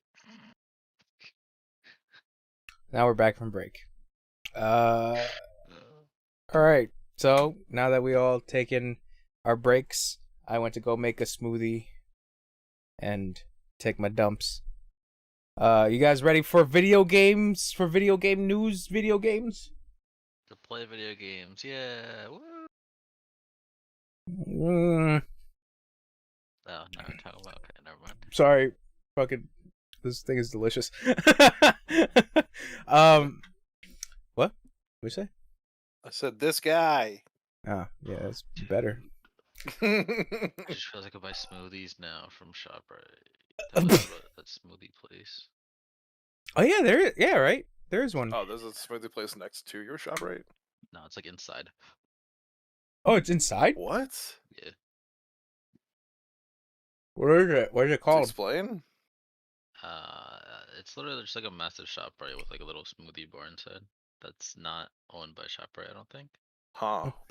We don't have anything like that out here. Pretty cool. Let me know how smoothie tastes. They're pretty good. Oh, okay. They're pricey though. They're like $6. That's not that bad. Inflation, bruh. This is Biden's America. No, Pretty sure. Before. Pretty sure that's what it's like at Wawa, like about $4 or $6. I'd rather pay $4.06. Of course, I mean, obviously lower is better. I'm just saying, like, it depends on the quality of smoothie, right? Is it good? Because if it's good, then fuck it. Like $6 is worth if it's that good. Because like the ones I usually get were like when I was actually like working out and stuff. They're like the cleansers. Mm. Like the fruit cleansers. Oh, those are so good. Yeah. I don't really think I've ever gotten like a smoothie from like a smoothie place. I think there was like, God, I want to say went to Jamba Juice. You never been to Smoothie King? There is a Smoothie King, but not that close. I used to really like Smoothie King. Is it good? Yeah, I think their smoothies are good. Is it like, I don't know, good smoothie? I don't know where this conversation is going because I'm just trying to think of like smoothies are smoothies. Usually smoothies are pretty good. So like regardless, I can't I think really. the two things that are hit or miss are milkshakes, ice creams that are like ice cream cones, and Wait, this like is all. the Sorry. ices. The This is like all. drinks that are like little ices, basically, like Yeah. ice water and stuff. Like the Yeah. 7-Eleven ones. Yeah. Yeah. Wait, this is all served at Smoothie King? No. Oh.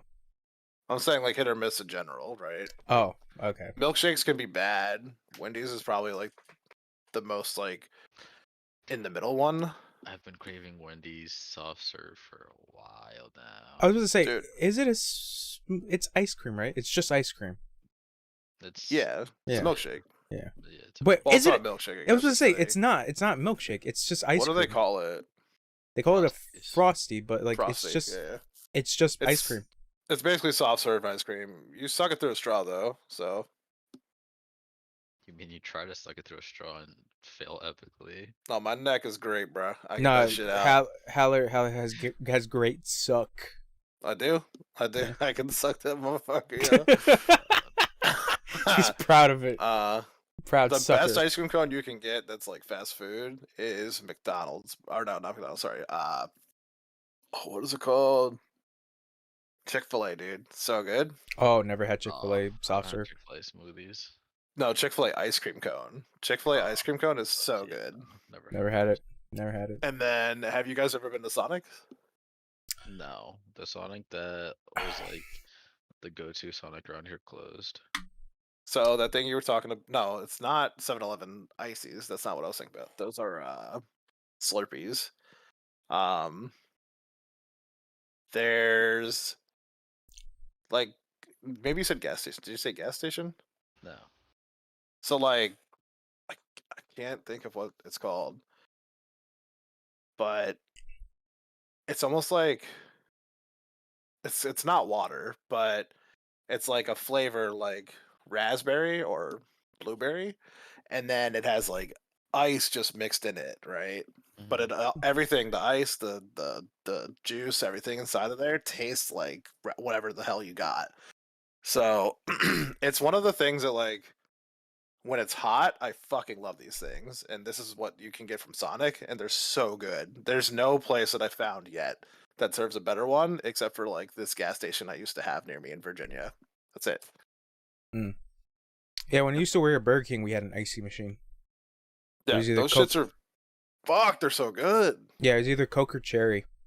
I liked the cherry one. The only issue was that like for some reason sometimes the machine would have some issues where like the taste was weird. Yeah, like sometimes it would taste like gas. It was really bizarre. What the Yeah, fuck? it was really bizarre. George was eating gas slushies, bro.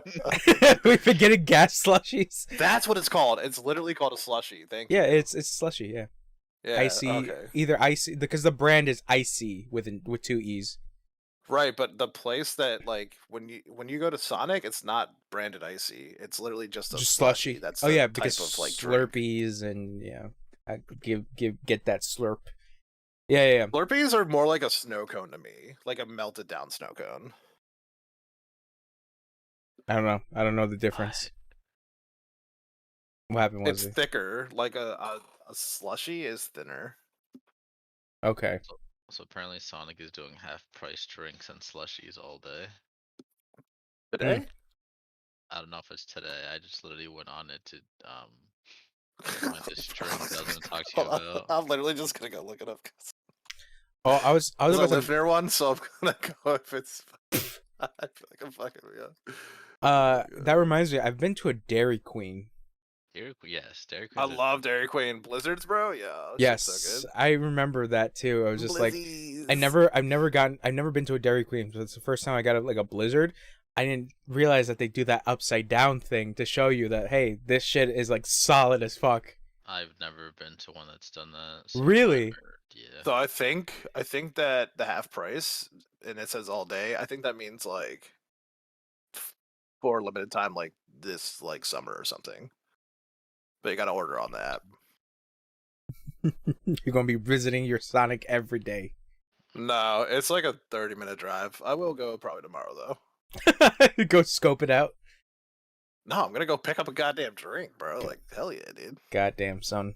All right. Well, yeah. You do you. You do you. Yeah. Future reference in case you guys ever go. Blue raspberry, 1000%. Blue raspberry. Okay. Alright, 'cause- sorry. So, question. Wow, Wesley. Interruption. The Wesley Show. Mhm. So you've been to Sonic, obviously, right? Yeah. Okay. Have you ever been in a lazy river? And a lazy river, yeah. Like Yeah. Have you ever accidentally like tasted what the lazy river water tastes No. like? no. Oh, Are dude. you gonna say it tastes like a Sonic? So there's this Sonic drink called Ocean Water that tastes just like lazy river water. That's fucking gross. That's foul. But it tastes so good though. What the Wait, fuck, so hold on a Wesley? second, Wesley. So what you're telling me is you like drinking lazy No, river okay, no. water. So The like, fuck? Wesley, you should have kept that to yourself, man. Yeah, The fuck? 1000%. you you guys are different, okay? Everyone on We're this call different, knows- apparently. Oh, that's so true. He said You anybody haven't else I tried tell it this to. before.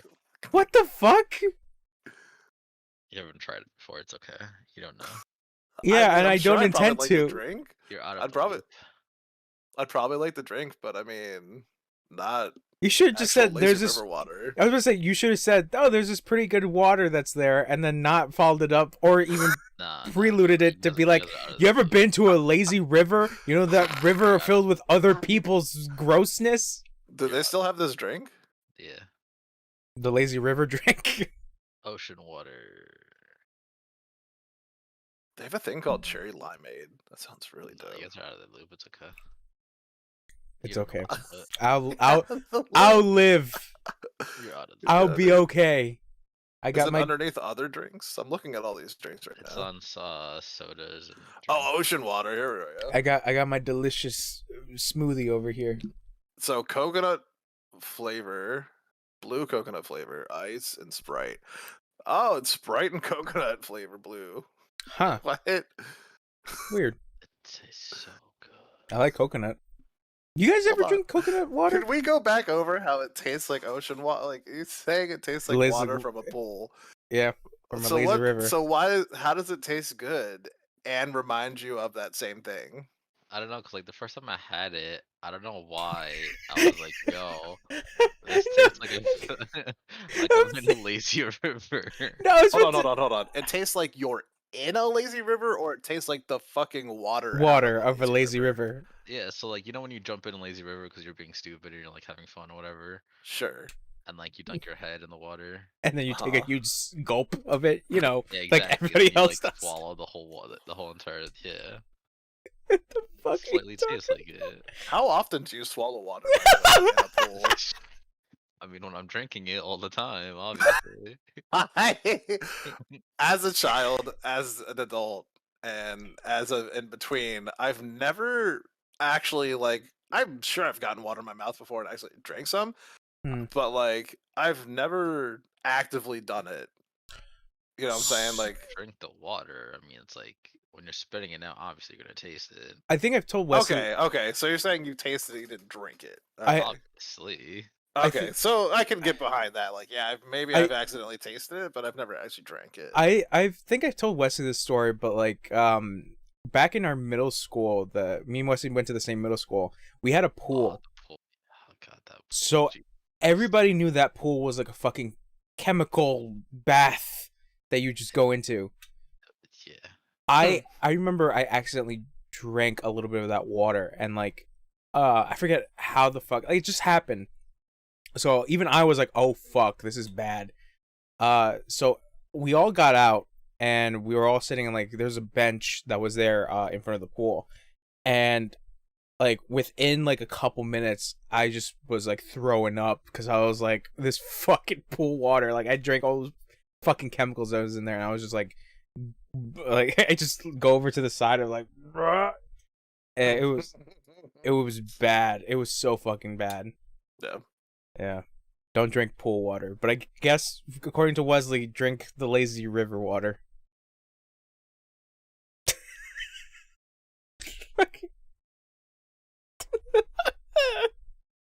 Why the fuck did you tell us this, Wesley? He's silenced because he knows how delicious he's probably looking for a lazy river right now. Nah, 'cause I'm playing it right now. But, you know, it's okay. No, yeah, that's funny. Okay. I mean, I won't try it tomorrow, but I'll try it sometime. The ocean water to see what it's like and let you know.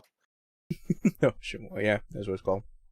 Yeah, because like, don't some places like just combine different sodas and drinks and stuff like that? I remember Burger King when I used to work there had like this little sheet that was like different things that you can do with like all the flavors of the soda. So like it was basically like trying to give people like different ideas of like what to do. I think one of them was just like a Coke and Sprite, and then like another one was like Dr. Pepper, Sprite, and Coke. Like just like very simplistic things, but I don't know. I wasn't really too into mixing sodas. Okay, I was just about to ask, were you guys into like just slamming every soda button and getting a mix of all the drinks, or no? I would do that, but like it got to a point where it's just like the taste would be like nothing. I disagree. I respectfully disagree. I don't know, because like obviously there would be some flavors that would obviously be more overpowering than the other ones. So it's just like, yeah, that's fair. I think like the three that I would mix the most like common were like cherry Coke, Sprite, and Dr. Pepper, like those three things. Yeah. And a lot of the time it would turn into like something good. Honestly, cherry Coke and Sprite are fucking great. And yeah, same thing with Dr. Pepper and Sprite. Dr. Purple. Because I'm trying to think, because like the first time that I was like really impressed by Soda Machine was when I went to Five Guys for the first time. Oh, they had the That crazy Coke machine where it's like fucking orange Sprite, and I'm like, that fucking Yeah. exists. the first place that did that for me here was probably our Wawa, but I actually think I first saw it really in our Burger King here. Yeah, those machines are pretty cool, but Yeah, it's everywhere now. yeah, it's everywhere now. Yeah, no, it is. Cause I'm trying to think, cause like there is a Five Guys near where I live, and I've had like their milkshakes like maybe once or twice, and they're I all like right. the milkshakes. The one over here was not that bad, but like I said, like I have yet to find a good milkshake place. Yeah, I would go to either DQ or Chick-fil-A. Chick-fil-A does them pretty well. I was gonna say, like, I would assume places that serve ice cream would do it well, like, you know, Carvel or fuck, what was that other ice cream place? Yeah, like you said, Dairy Queen, obviously, because Dairy Queen is known for their ice cream. So it's just, I would assume they're better. Man, I'm just getting flashbacks of fucking Burger King, because like we had the fucking milkshake machine, which was just man. Like it's just flavored vanilla milk, sugary milk, and it's just like this, it's so unhealthy. I would try to stick away from a lot of Burger King milkshakes, but like sometimes when you have that hankering, you just want a fucking sugary milkshake. Can you tell me what they do to make Burger King milkshakes? What they did? How they make them? All right. So insider trading. All right. Insider scoop. When I used to work at Burger King, basically what the milkshake was it was just milk. It was just milk, but the milk was already flavored and it already had sugar in it. So what we would do was there was the machine that we would put the milk up top, and basically the machine's job was to churn that milk into the creamier version of it. But it essentially was just like ice cream at that point. But there was like nothing else done to it. It's just whatever it came as when it was shipped in is what it is. And you just put it in the machine. I tell you when I go to my Burger King, this is what they give me. Mm-hmm. It's a cup. A very large fucking cup with what you just described to me poured into a fucking cup, and not cold, not anything. Like maybe it's cold, but it's not like thick. It's not a milkshake. It's like really thin and runny. Yep. What? No, I'm not even fucking kidding. Every single time I get it, that is how it is. And I can't find a Burger King I like, man. Every time, like, my order's wrong, but like that thing right there, I will never get milkshakes from them ever. Did that happen at one Burger King, or all the Burger Kings you've been to? See, I don't know. Like when I was younger, maybe like it was better, but this one definitely, like, they do it. I just stopped ordering it from all of them because I don't trust it. Because there was a point where we also had a soft serve machine, and I think part of the training as well, like later on, was like mix some of the soft serve with the milkshake machine, so you get more of a thicker milkshake. Yeah, this was literally like it felt like it was just water, milk, and Oh God, because that's like a package of cocoa. that's because that was the milk that we put. It's like it's just milk. Yeah. It's flavored milk. Yep. But that's exactly what it feels like. I got was like just drinking flavored milk. They just took the bag of the milk and just poured it in for you. No, for real, dude. Like I really won't. I won't. But I mean, like it doesn't matter. Like whatever. But it's gross, and I just wanted to share that with you because I was just like, after you said what you said, like it sounds way better. Yeah, because like that's that's what I've gotten time and time again. That's how I was trained over there. Yeah, my mom still works at a Burger King, so like the last time I got a milkshake from her, that's how she did it. Like she put the soft serve and then the milkshake and then mix it together to make it more thicker. But it was always that thing where like I like chocolate milkshakes, but the chocolate for Burger King was like, you know how like sometimes chocolate syrup can be like weirdly spicy, like in the back of the throat. For some, I guess, yeah. Because like for some reason like the chocolate would like always like hit the back of my throat of like a little bit of like a kick for some reason, but it didn't really deter me from chocolate milkshakes. So it's just like, yeah, I don't mind it. But does McDonald's do milkshakes? Because all I know is like the McFlurry stuff. They do McFlurries, which is it's just not soft really serve, a milkshake, right? Yeah. It's soft serve mixed with like either Oreos or M&Ms. I fucking love M&M McFlurries, dog. So good. But isn't the lore that their machines are always broken? Dude, it's wild. Like I haven't had them tell me it's broken in a long time. Or like a lot of the time, like when you go late or early, they'll be like, yeah, it's not up and running right now. Like we didn't set it up because they gotta like get it running or whatever, I guess. Yeah. For the day. Which is weird because like when I was at Burger King, I would be opening shift, so we had to get those motherfuckers on because there would be some people that would come in the morning being like, "Can I get a milkshake?" Yeah. And we're like, "Yeah, I guess." But lately, like they're always like, anytime I'm like, "Can I get some ice cream?" They're like, "Yeah." I'm like, "What? Really? You really got ice cream in there?" And they're like, "Yeah, dude, we got it, bro." Like, cool. And then you grab the ice cream. But they don't have a lot of the time. No, people that do that are assholes, man. They don't have spicy nuggets anymore. So sad me. Spicy nugs. Yeah, I love spicy nugs, bro. Are there good fast food chicken nuggets? Because I always feel like, because I always feel like nuggets from like either Burger King or McDonald's or like sometimes even Wendy's is just like they're more like a vehicle for the sauce rather than like the actual enjoyment of the chicken. I actually get all my chicken nuggets no sauce. I don't like sauce. My favorite chicken nuggets are McDonald's. Chick-fil-A is probably the second. Yeah, because the Burger King's like okay, but a lot of the time they're soggy. They're not like crunchy. Yeah. No, I agree with you. The thing I miss from Burger King is the chicken tenders. Those I fucking miss. I never had those. They're just like longer chicken strips in a way. No, yeah. I've like my friends have had them and stuff. I don't know. I'm a big like if I go to like a fast food burger place, I tend to only get burgers usually. Yeah, because it's burger.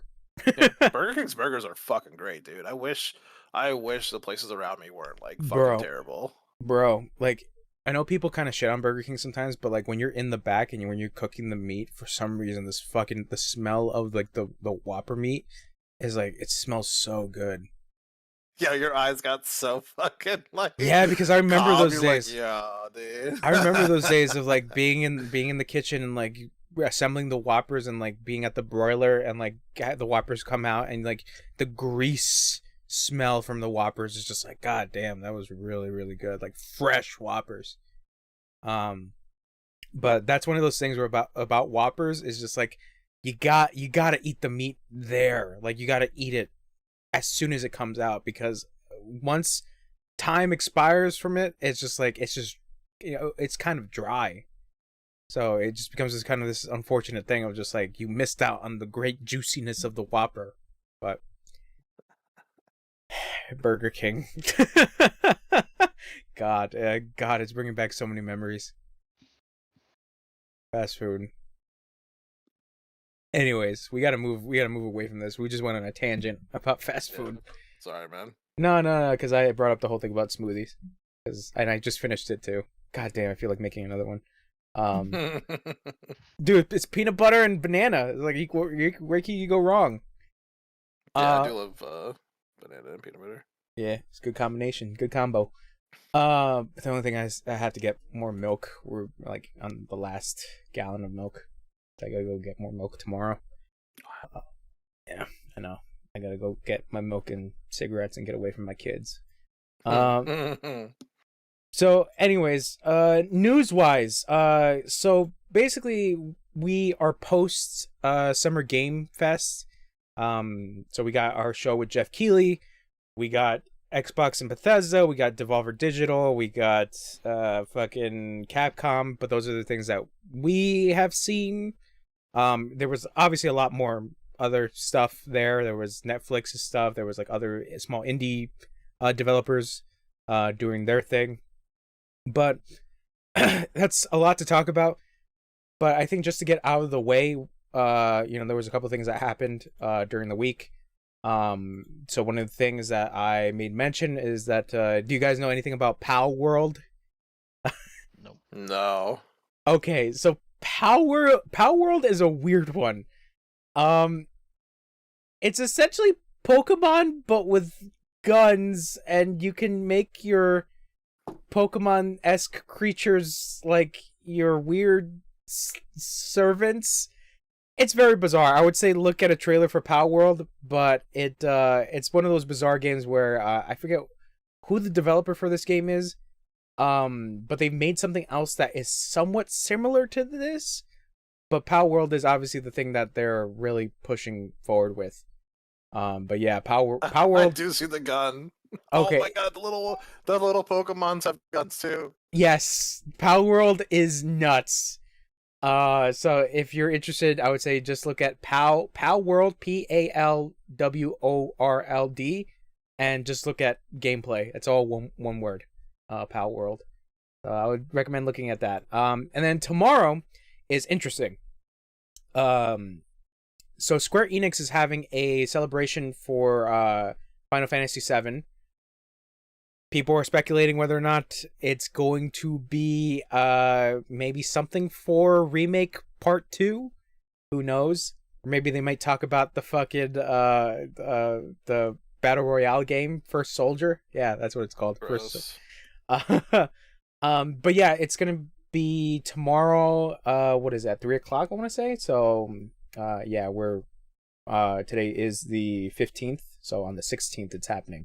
And funny enough, this is also kind of one of the things about the Capcom showcase.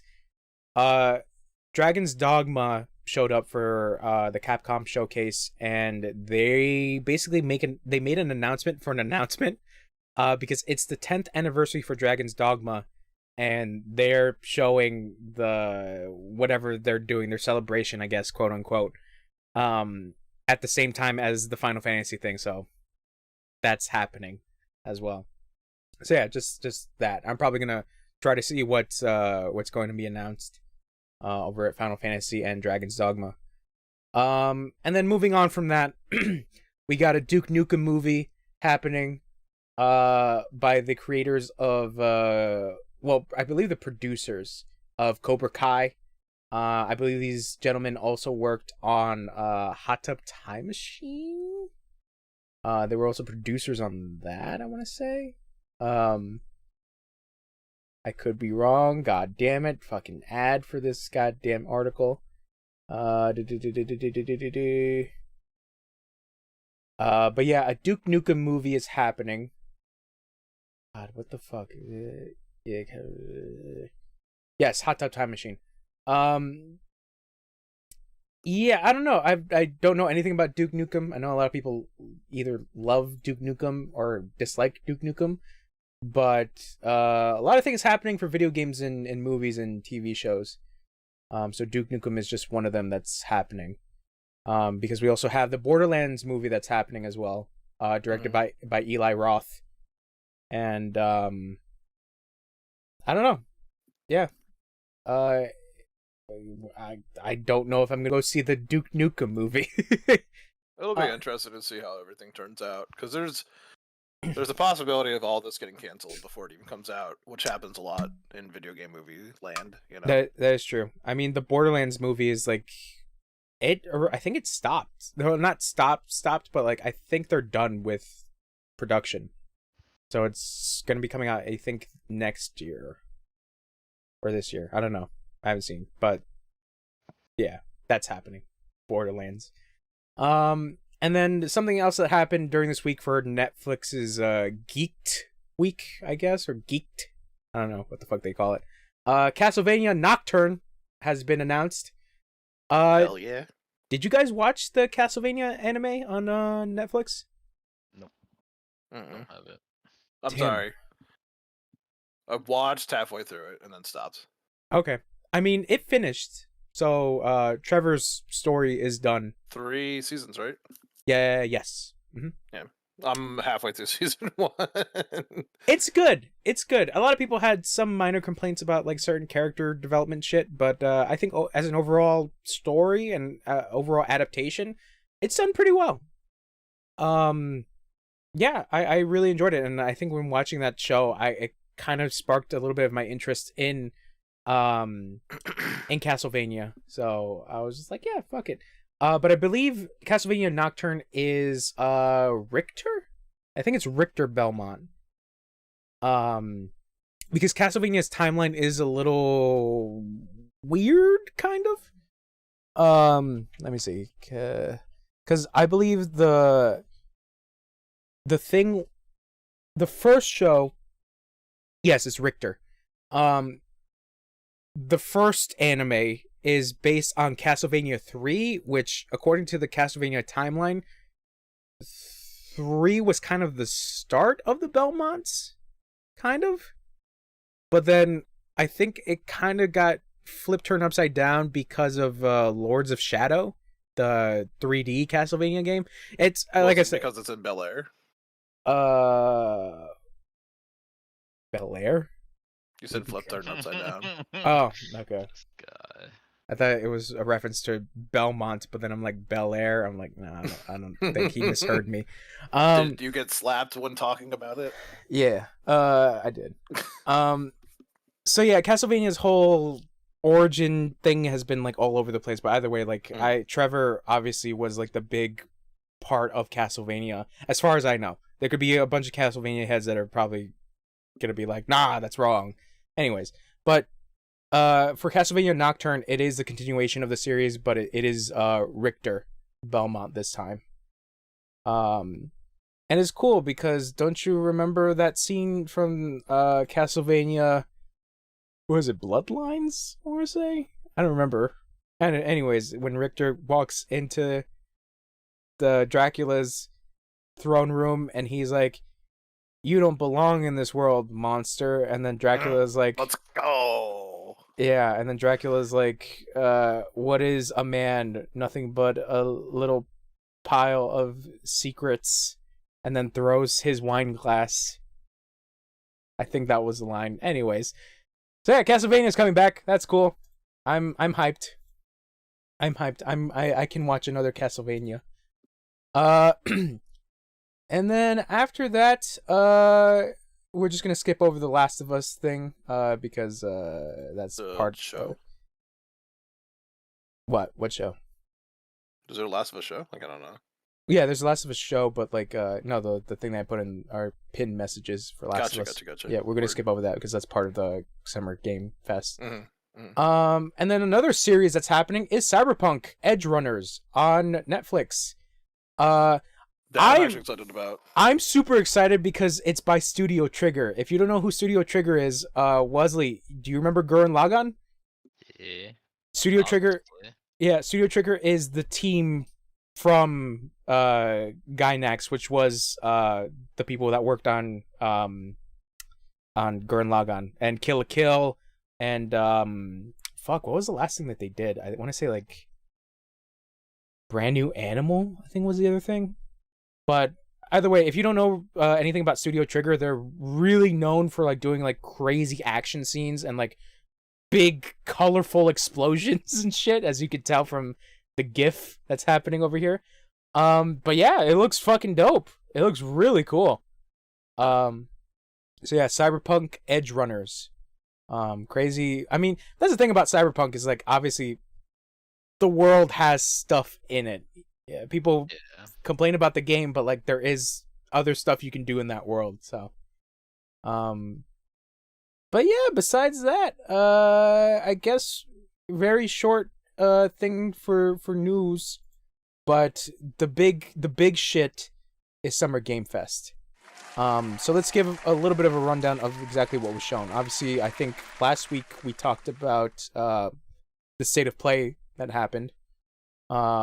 So now we're up to date with Jeff Keighley talking about the cool shit.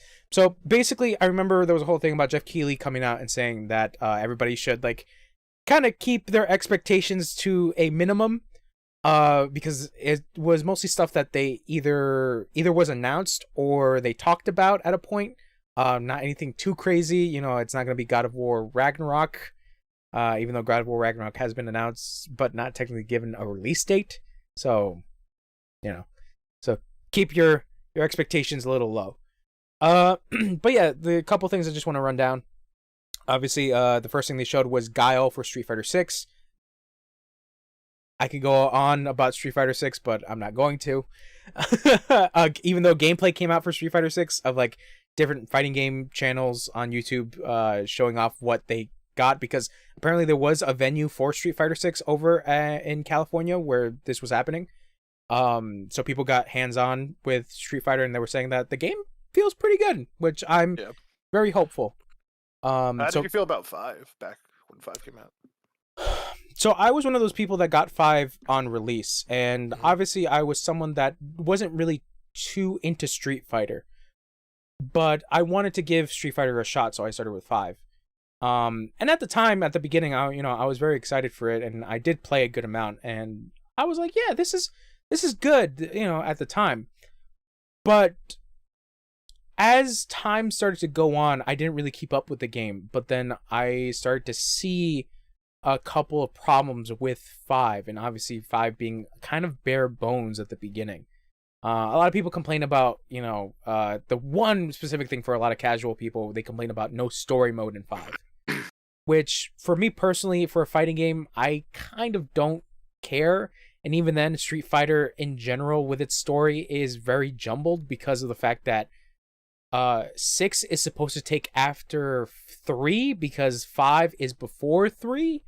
So it's just this whole jumbled thing. On top of that, I think there was also later on I learned that like Street Fighter V's development was very bizarre, and they pushed the game out a little too early, and kind of resonates to the reason as to why the game feels a little bare bones.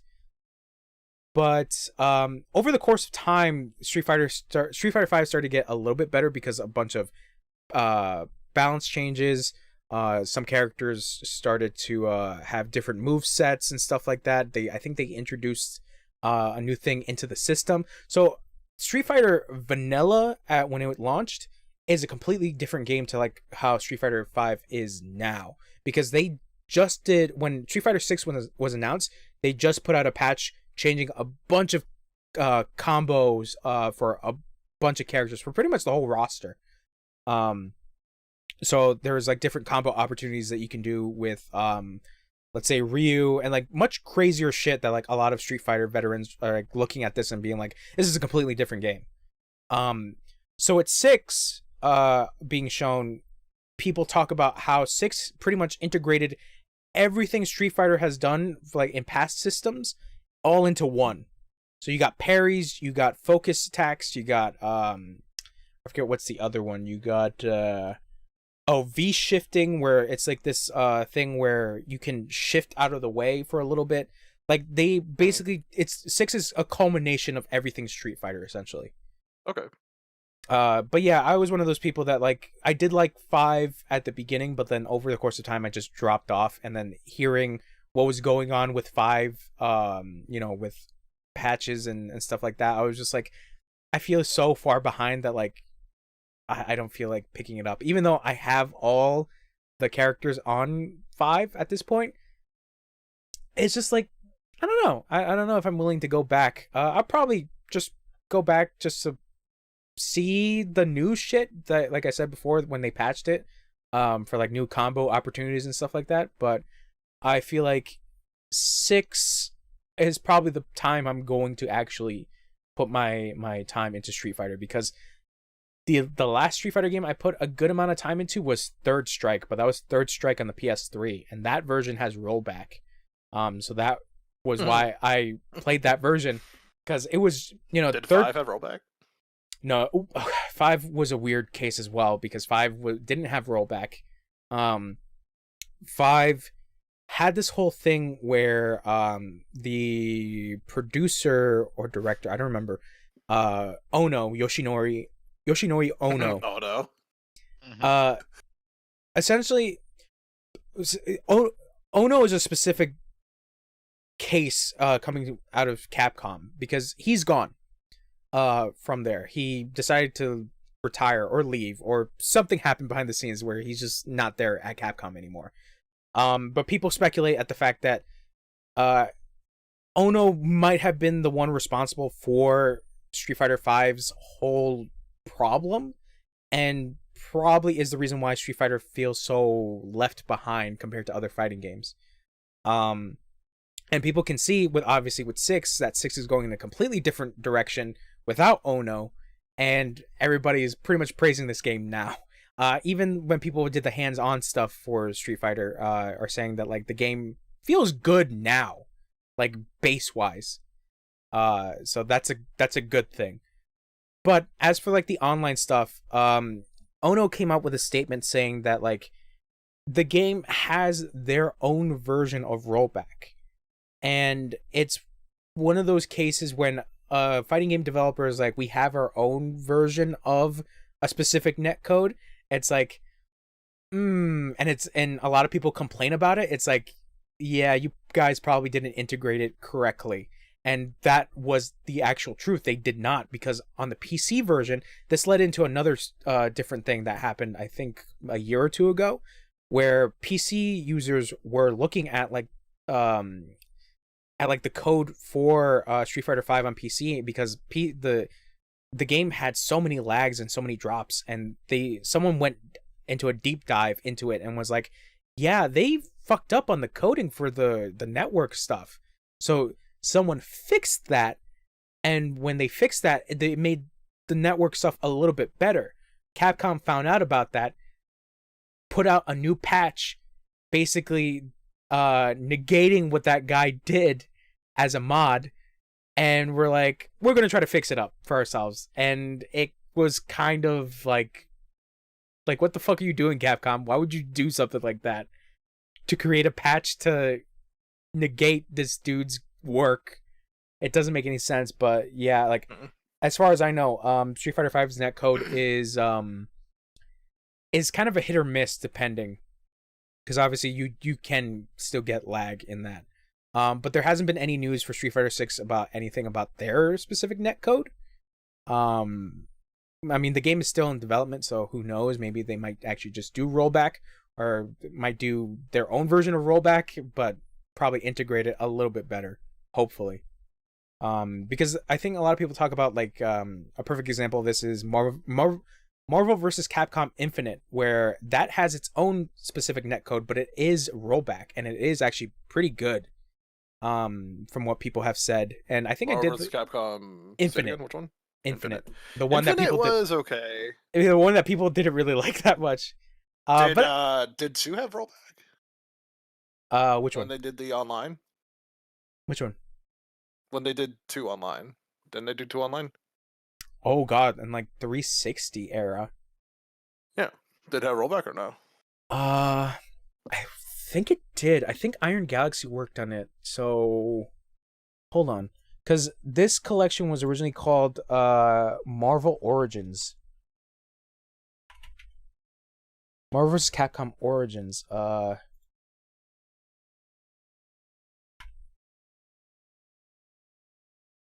I don't. Oh, I think it had GGPO.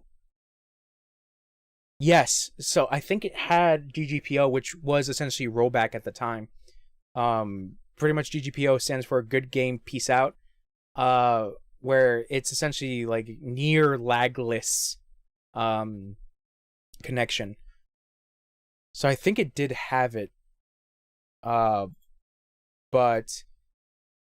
Marvel vs. Capcom 2 is a weird one because of the fact that, like, I think now you can play Marvel vs. Capcom 2 on Fightcade, which is an app that uses an emulator, and people can use that with rollback, because I think you can like decide, you can choose out like your specific rollback, your networking system for it. I'm probably explaining this incorrectly, but regardless, Fightcade is known for having like good connection with other people to play older games, specifically older fighters. But yeah, Marvel vs. Capcom 2 was interesting. That's why a lot of people kind of want this Marvel vs. Capcom 2 to come back, but it's a whole thing with like Disney licensing and shit like that. So I don't know. I don't know on a business end. Anyways, Street Fighter 6 happening. Get your Street Fighters. Never. Wow, Wesley, I can't believe you hate good games. So the next game obviously is Aliens Dark Descent. That trailer was shown, but I have no clue whether or not it's an XCOM game or is it a twin stick shooter. Who knows, but it's an Alien game. I initially thought it was like a DLC for Alien Fireteam. So that happened. A little bit more gameplay for Callisto Protocol. That's Dead Space as fuck. So no more on that. Then some more gameplay was shown for Call of Duty Modern Warfare 2. That's a Call of Duty. I don't know if Hallen wants to go into it. So The new Call of Duty trailer? yeah. Trying to think. There wasn't like a lot here. It was one campaign mission. It looked great. The idea that the shipping containers were moving with the ship was cool. Because they didn't do that. At least I don't remember it moving. If it did in the other one, the original. So is this almost based? Positive it didn't. So is this based on a level that happened in the original Modern Warfare 2? Yeah. I don't remember this. This is it's either one or two. There's definitely a ship you get on and you fight through the ship with shipping containers on it. Oh man, I don't remember this. It's been so long. Trying to think. What else happened? I don't know. Gun sounded good. Movement looked good. Them talking about how the water has certain movement now in it, where it will disrupt your ship, or sorry, your like little speedboat. It'll disrupt how you move through the current and stuff of the ocean. So I mean, it sounds good. Again, like, you know, most Call of Duty it's Call of Duty, bro. So it's gonna be whatever you expect from most Call of Duty games. I just think that when it comes to the Modern Warfare franchise now, at least from the first remaster, or not remastered, the remake, there's a standard now that's higher. So I think this second one's going to have a great campaign. It's gonna be a lot of fun, and multiplayer will always be multiplayer. I think it's gonna be fun, just like the last one. Yeah, I think with now things over at Activision Blizzard, I think they're gonna try to like focus a little bit more. Because that was also the other thing that they talked about, is that like they're not gonna make Call of Duty like a yearly thing. They're gonna try to take time with it. So I don't know. Here's hoping that Call of Duty comes out good, I guess. I don't know. They also talked about that they're doing Warzone .2, right? Or like 2.0? 2.0, I think. Yeah. Yeah. So there's not a lot of information on that. Who knows like what that's really going to be? Are they going to kick out all the cheaters, or are the cheaters going to stay? Hopefully they have something in place to Anti-cheat? add to Yeah. Like an anti-cheat. I think they didn't have it. Never mind. I thought they had like some kind of anti-cheat on it. Yeah, it looks all right. I think I mentioned this, you know, at the beginning of the podcast, is that like I am still interested in playing that campaign for Modern Warfare Remake, but I'll get it when I get it, I guess. I'm not really fiending for it, but I do want to try it out eventually. So yeah, Call of Duty, get ready for Ghost to get shot again. Yeah, I didn't know he died, man. I really didn't. Yeah, you're welcome. But here's the thing: this is a remake, so we don't know if that's going to be the same story outcome. And yeah, it's true. Ghost is way more now since like the first one got remade. Is way more of like a heavy character that people like don't want gone. Was he in remake 1? Yes, he Oh. is Riley, the guy that. Never mind. You should play through 1. Okay. I forgot you haven't played, and I don't want to ruin shit. You want to ruin the Ghost I'm so lore? sorry. Yeah, I don't want to because I didn't know. It's fine. It's fine. I It's didn't okay. know when I played the first one. I'll get to it. Wait, is he the character that you're playing as? No. Oh, okay. Unless you're lying.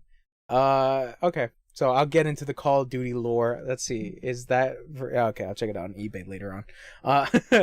And then a game that Jeff Kiwi was very excited for is Flashback 2. Jeff Kiwi. I can't do this shit. Flashback 2. I know nothing of original Flashback. I know it got like a remake on like Switch and like current hardware, but I heard that version is kind of meh.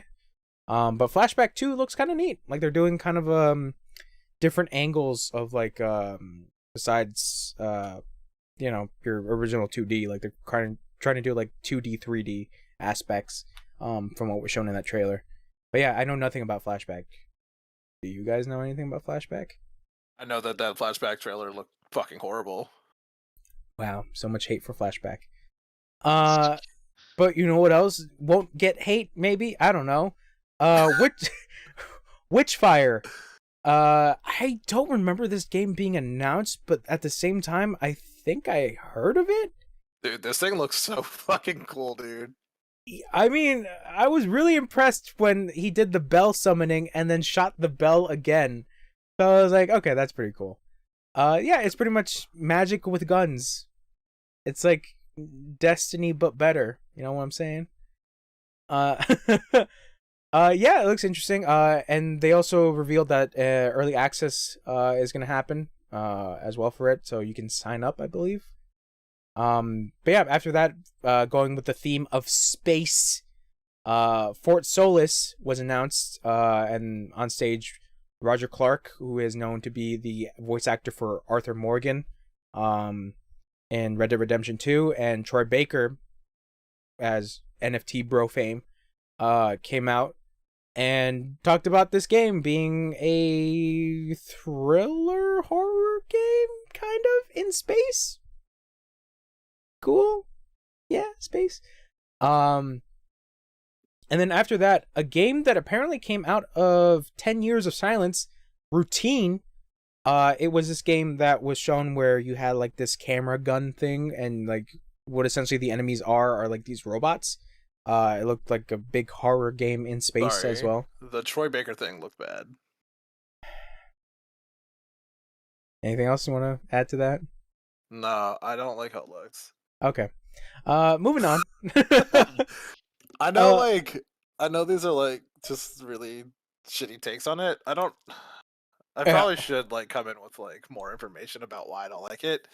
But it just watching it and hearing them talk about it, it seemed like it's just I don't give a fuck when like actors are like, oh my god, it's so powerful in this scene. And Troy Baker is one of those actors that like really jerks himself off sometimes in like stages. Thank you. Okay, yeah, that might be what I'm getting at here too. Partially. He's one of those actors that does that a lot, and it's just like, look, Troy, I like your work, but Jesus Christ, like, I get it. You really enjoyed your role, all right? You really enjoyed it, but can we move on from that? Just say, this game's coming out this day, and I really enjoyed my time with it. That's it. But no, like, he had this whole fucking story about him doing this stunt thing, and I'm just like, dude, I don't care. I don't care. Like, just tell me, like, is this game a third-person game or something of that sort? But he's just the actor, so it's like, I don't know if he has any more information on that. I would assume it's a third-person game, but still. Anyways, and then weird shit happened when The Rock decided to do a cameo for Jeff Keighley. The Rock coming out and like just in his gym shirtless and then talking about his energy drink and epic Dude, games, and that was so bad. oh my god, dude, everybody was like, it looks like a fucking cameo. Like Jeff Keighley just asked The Rock to do a cameo for him. I was like, what the fuck? And then it was just a thing that led up to the trailer of Black Adam. And I was like, I don't give a fuck about Black Adam. It's like, I don't know why that was part of this shit. I think because of the fact that The Rock was in Fortnite and that was it. And it's just like, why are we doing this? Forgot about that. Yeah, he was the Foundation. Come on, Wesley, get in your Fortnite lore. Come on, you got to do your scrub dance with Naruto against Nick.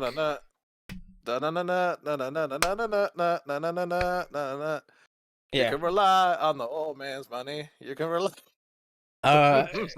So yeah, and then after that, they showed a little bit of a commercial of Nintendo Switch. So we got some stuff from not even some stuff, just advertisements for Splatoon 3, Monster Hunter Rise Sunbreak, Capcom Fighting Game Collection, Xenoblade Chronicles 3, and then after that, an announcement for Fall Guys going free to play. Yo, with Xenoblade Chronicles 3, all British all the time.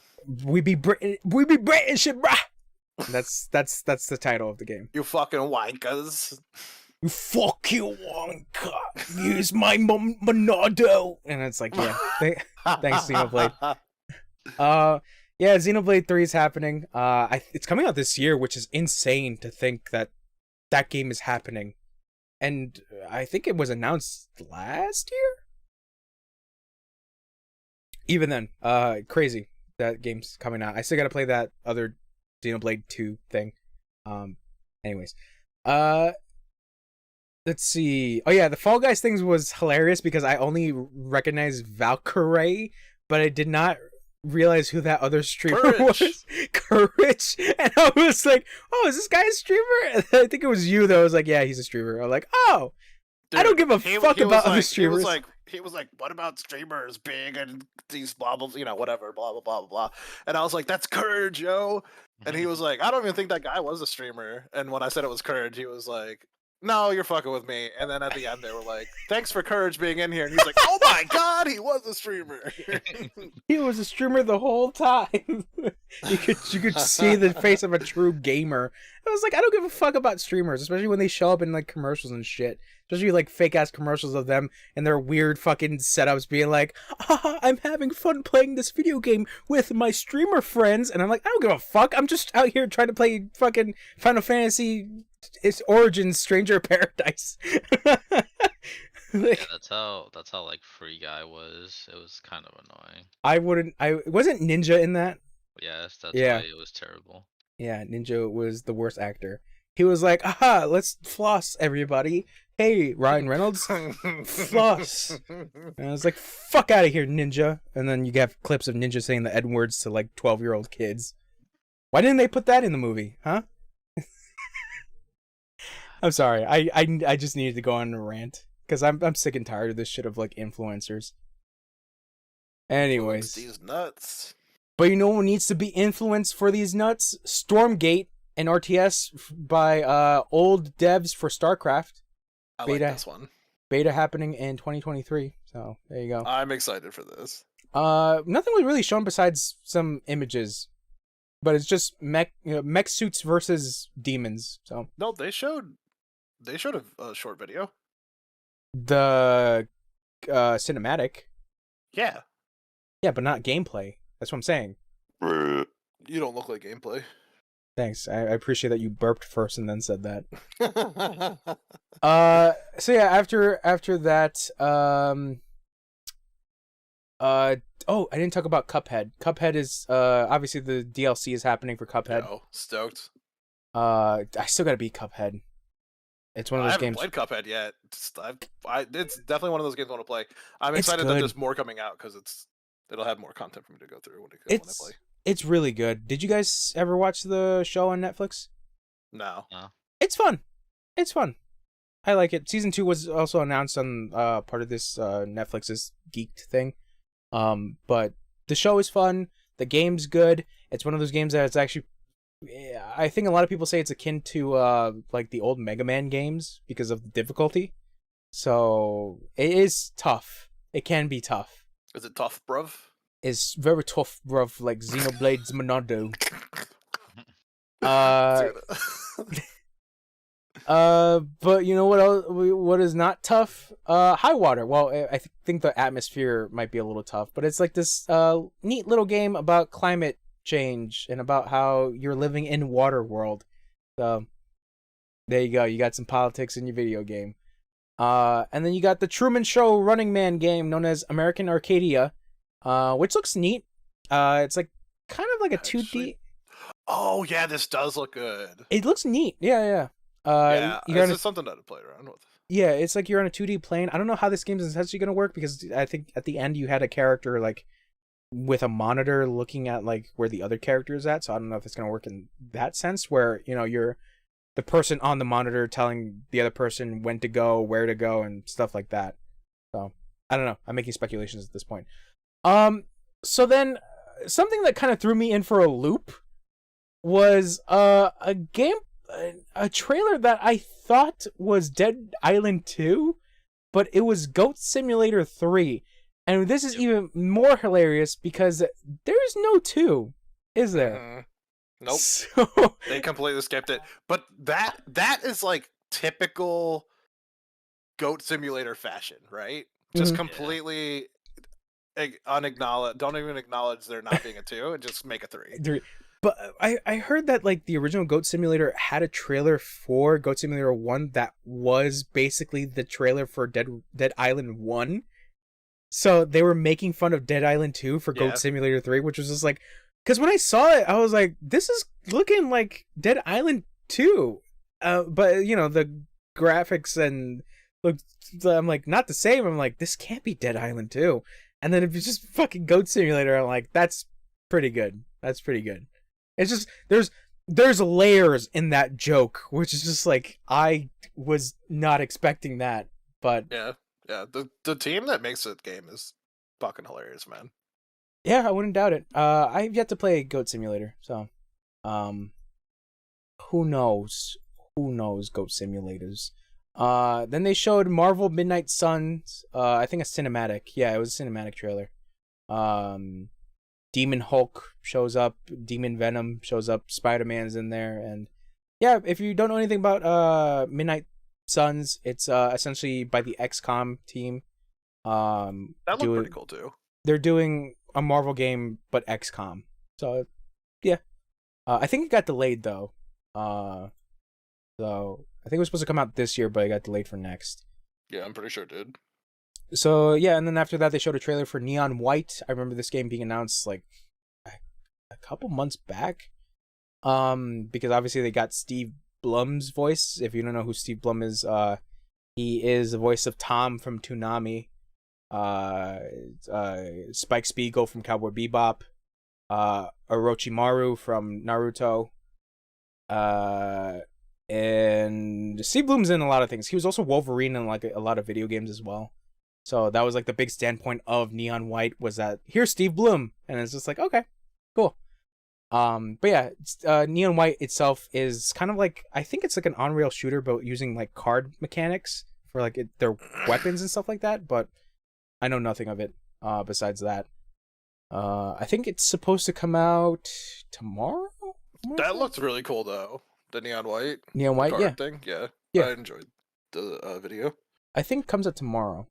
And then after that, Midnight Fight Express. Yeah. Hold on, I'm trying to figure Midnight Fight the Express. Oh, okay. Okay. Because I was thinking of the other thing replaced, which is Jeff Keighley talking about the game not showing up at Summer Games Fest because the developers are in they were based in Ukraine, so they had to move out of there. Hold on.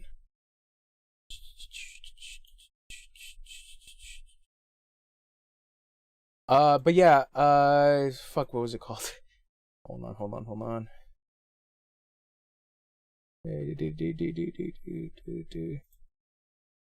Oh god. Oh god. Hold on, I lost my tab. Oh yeah, Midnight Fight Express trailer. So Midnight Fight Express, if you guys didn't know about this, is developed by one guy who is a dad. Oh yeah, yeah. Yeah, so this was a game that was just like the dude did develop this whole fucking game, did the music himself, and it's this very interesting story behind it. But the game itself is essentially just like John Wick, the game, essentially. It looks neat. I'm kind of interested in it. So whenever that comes out, and then we got an update for Warframe. So for the Warframe heads, there you go. You got Hell yeah, baby. Warframe. There you go. You got Yachi. Get ready for TennoCon. Yeah, you got the Duviri paradox happening. And then after that, you got Honkai Star Rail, which is, I believe, Honkai Impact was a game by the same people who did Genshin Impact. But they're doing, I don't know whether or not this game is a console game or something, but I think Honkai Impact was a mobile game. So that's happening. And then you got the same developers making Zenless Zone Zero, where you got this wolf dude that has jet engine legs doing sick action kicks. So that happened. It's an action game.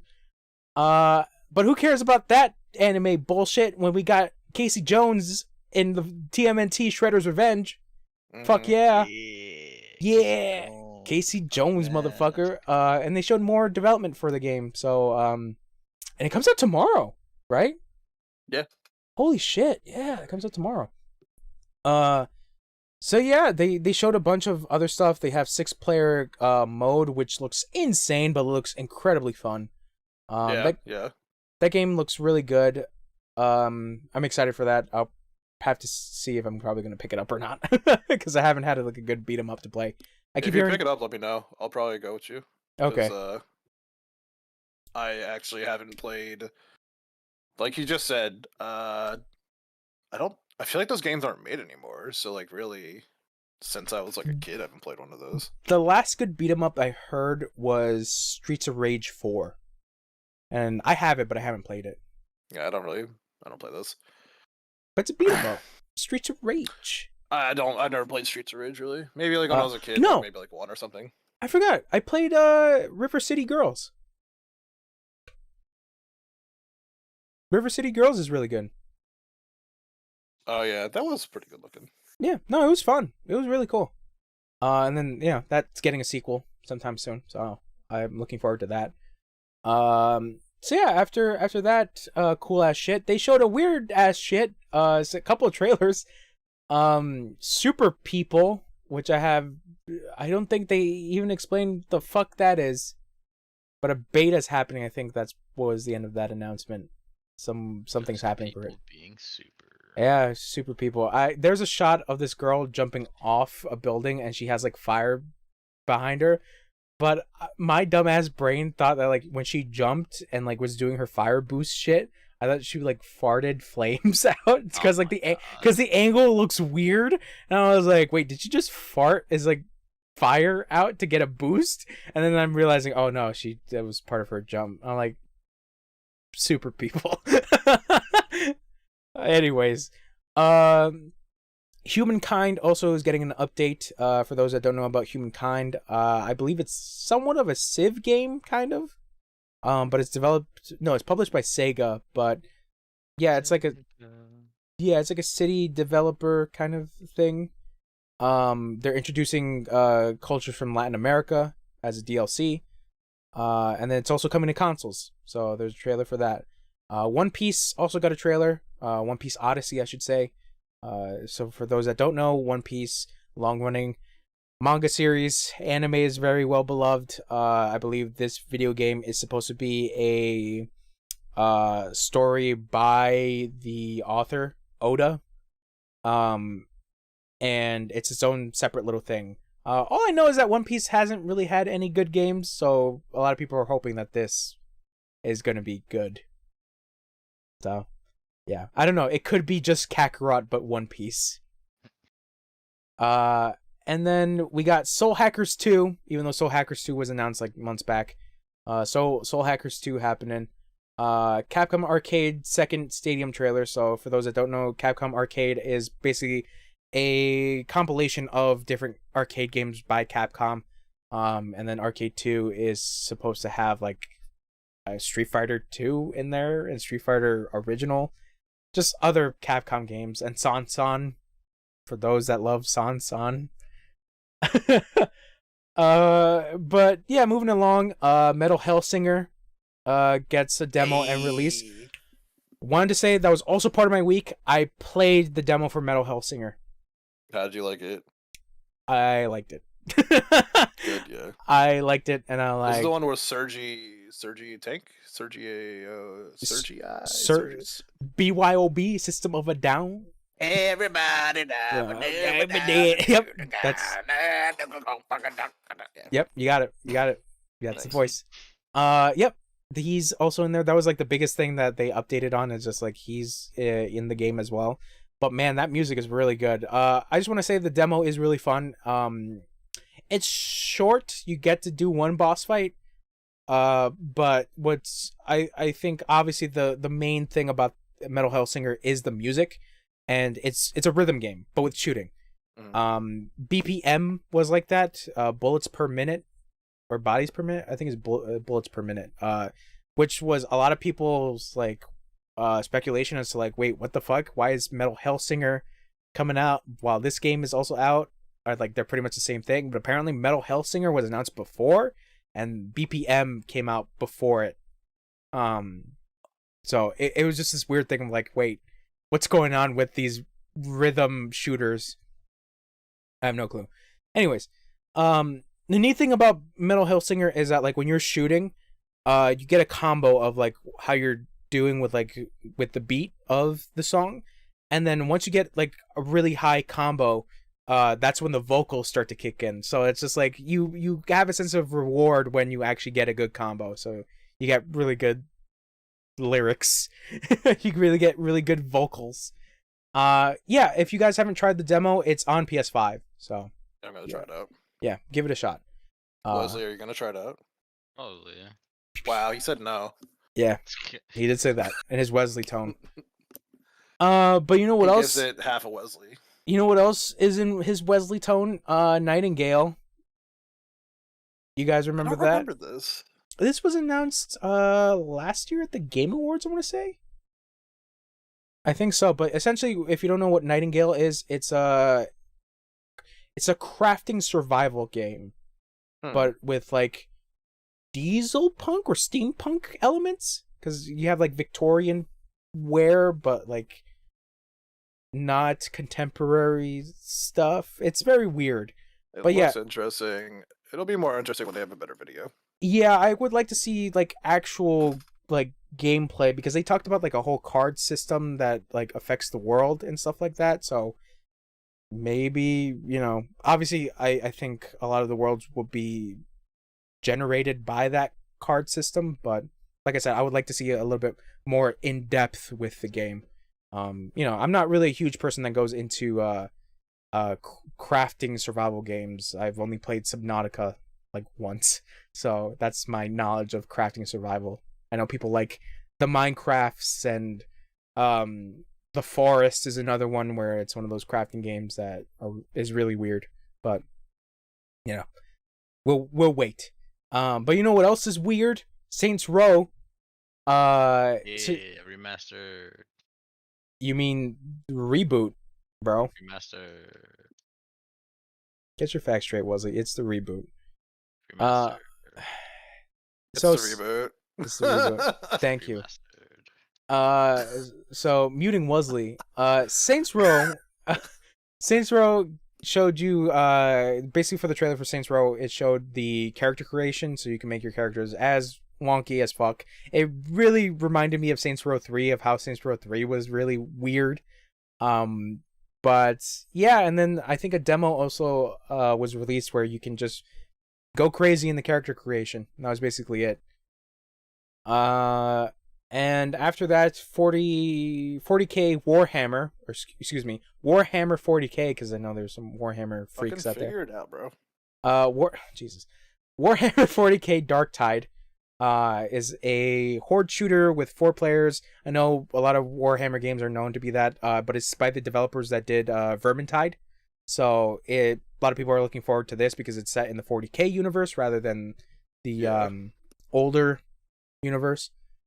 So yeah, I know nothing of Warhammer, but all I know is that those suits look fucking cool. That's all I know. And then Do you have Vermintide, by the way? I have 2. Me and Wesley bought 2. Okay. Do you have on Vermintide? PlayStation? No, we bought it on PC. Hmm. That's right, baby. It's on PS Extra for free. Well, for the extra. Stop shilling this, bro. Don't shill I'm this not to me. shilling it. I'm just saying. You're I wanna shilling, play it. I bro. want I to play could. it with you, but now I'll just play it with Oh you. my- Never mind. Whatever. you're This so- is a Wesley show. Oh my Wesley show. god, you don't have your camera on, but you're blinding me with this shill, bro. Let's go.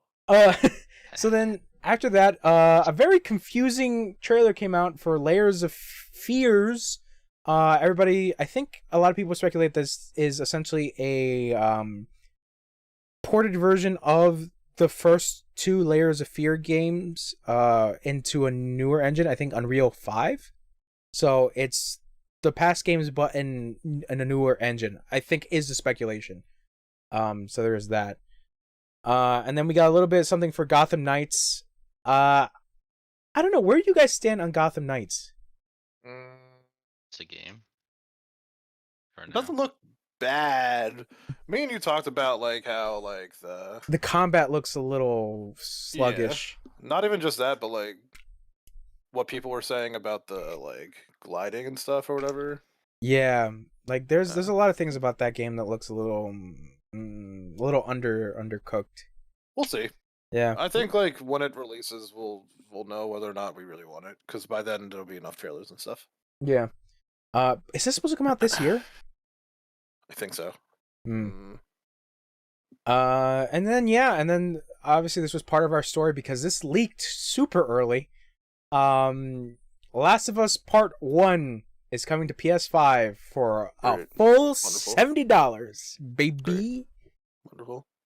You loved that Last of Us. You loved it when Joel and Ellie were like, let's go on our Last of Us journey because we are truly the Last of Us. I liked The Last of Us when it came out on PS3. PS3. Thank you. I played it. I beat it. Loved it. Thought it was wonderful. Don't care anymore.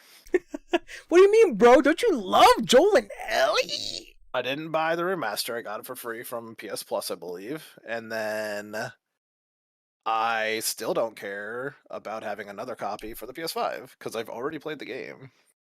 So, yeah, that was the thing that, like, was just like, why this? So this was leaked like a long time ago where a remake of The Last of Us Part 1 was going to happen. And a lot of people's just their thoughts were just like, why? Like, a remake for this game doesn't need to exist. Even though it came on the PS3, it still looks good on PS4. So just remaking it doesn't make any sense. And then on top of that, they had Neil Druckmann, or as I like to call him, Neil Fucksman, come out and talk about how they rebuilt the game from ground up with updating the graphics and updating the controls and I guess adding new accessibility options for it. Trying to do more additions for it, but I at the end of the day, you know, a lot of people played The Last of Us. You're gonna get the exact same story, but it's just gonna be a visual upgrade and that's it. And even then, people were posting up like screenshots from like the original game of what it looked like to the remake of what was shown, and basically the remake is just desaturated, so it's not as vibrant in colors as the PS3 version of the game. So it's just like, I don't know if you can really call it it is a technical upgrade, but at the same time it's just like it's losing that colorfulness. I'm not gonna get this thing day one. I am interested in it later on because obviously I am a person that is very curious when it comes to like remakes and stuff like that. But it's like, at the end of the day, it just became this whole thing of like, why though? Why? It doesn't need to be a thing. But yeah, I mean, the one neat thing is that it's coming to PC, so I guess PC players can have a chance to play Last of Us. But I think I'll be okay when it reaches like $20 and I'll get it. I'm not paying fucking $70 for a game that I've already played just for graphical updates. And then besides that, Neil Fuxman talks about The Last of Us TV show, that production of the show is done, so that's coming out sometime soon on HBO. And then on top of that, they talk about the multiplayer for Last of Us Part 2s, because that was something that a lot of people were talking about, that when is this multiplayer going to come out? And basically, Neil Fuxman's like, it's going to become its own thing now. Okay. Yeah, that... I feel like the end of the summer game fest with Jeff Keighley was kind of a wet fart at the end. Because it's just like... Do we really need a remake of Last of Us Part 1? And on top of that, do we need Neil Fuxman to be like, The Last of Us multiplayer is gonna be its own crazy separate thing that everybody's gonna keep playing? And it's just like, I don't care anymore, bro. Is that the last thing for this? Yes, that was the last thing. Actually, there's two things you missed. Yeah? Oh? Diablo. Wasn't that in Bethesda? Yeah, but isn't that part of this thing? I was gonna move on to Bethesda. I thought it was part of the Game Fest, wasn't it? Summer Game Fest? Summer Gay Fest? Summer Game Fest, yeah. Wasn't it part of that? I mean, it was part of the Xbox Bethesda showcase. Yeah, but isn't that underneath the umbrella of Game Fest or no? Yes, but I was going to move on to Xbox and Bethesda. So I misunderstood what you were doing. Howler. You didn't explain it well. Howler.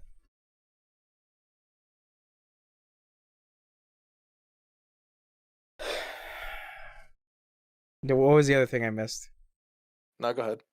No. You said I missed another thing. It's too late. Go ahead. No. Just say it. It's gonna be in the next part. Just go ahead. No. Because you want to skip ahead. No, go ahead, say it.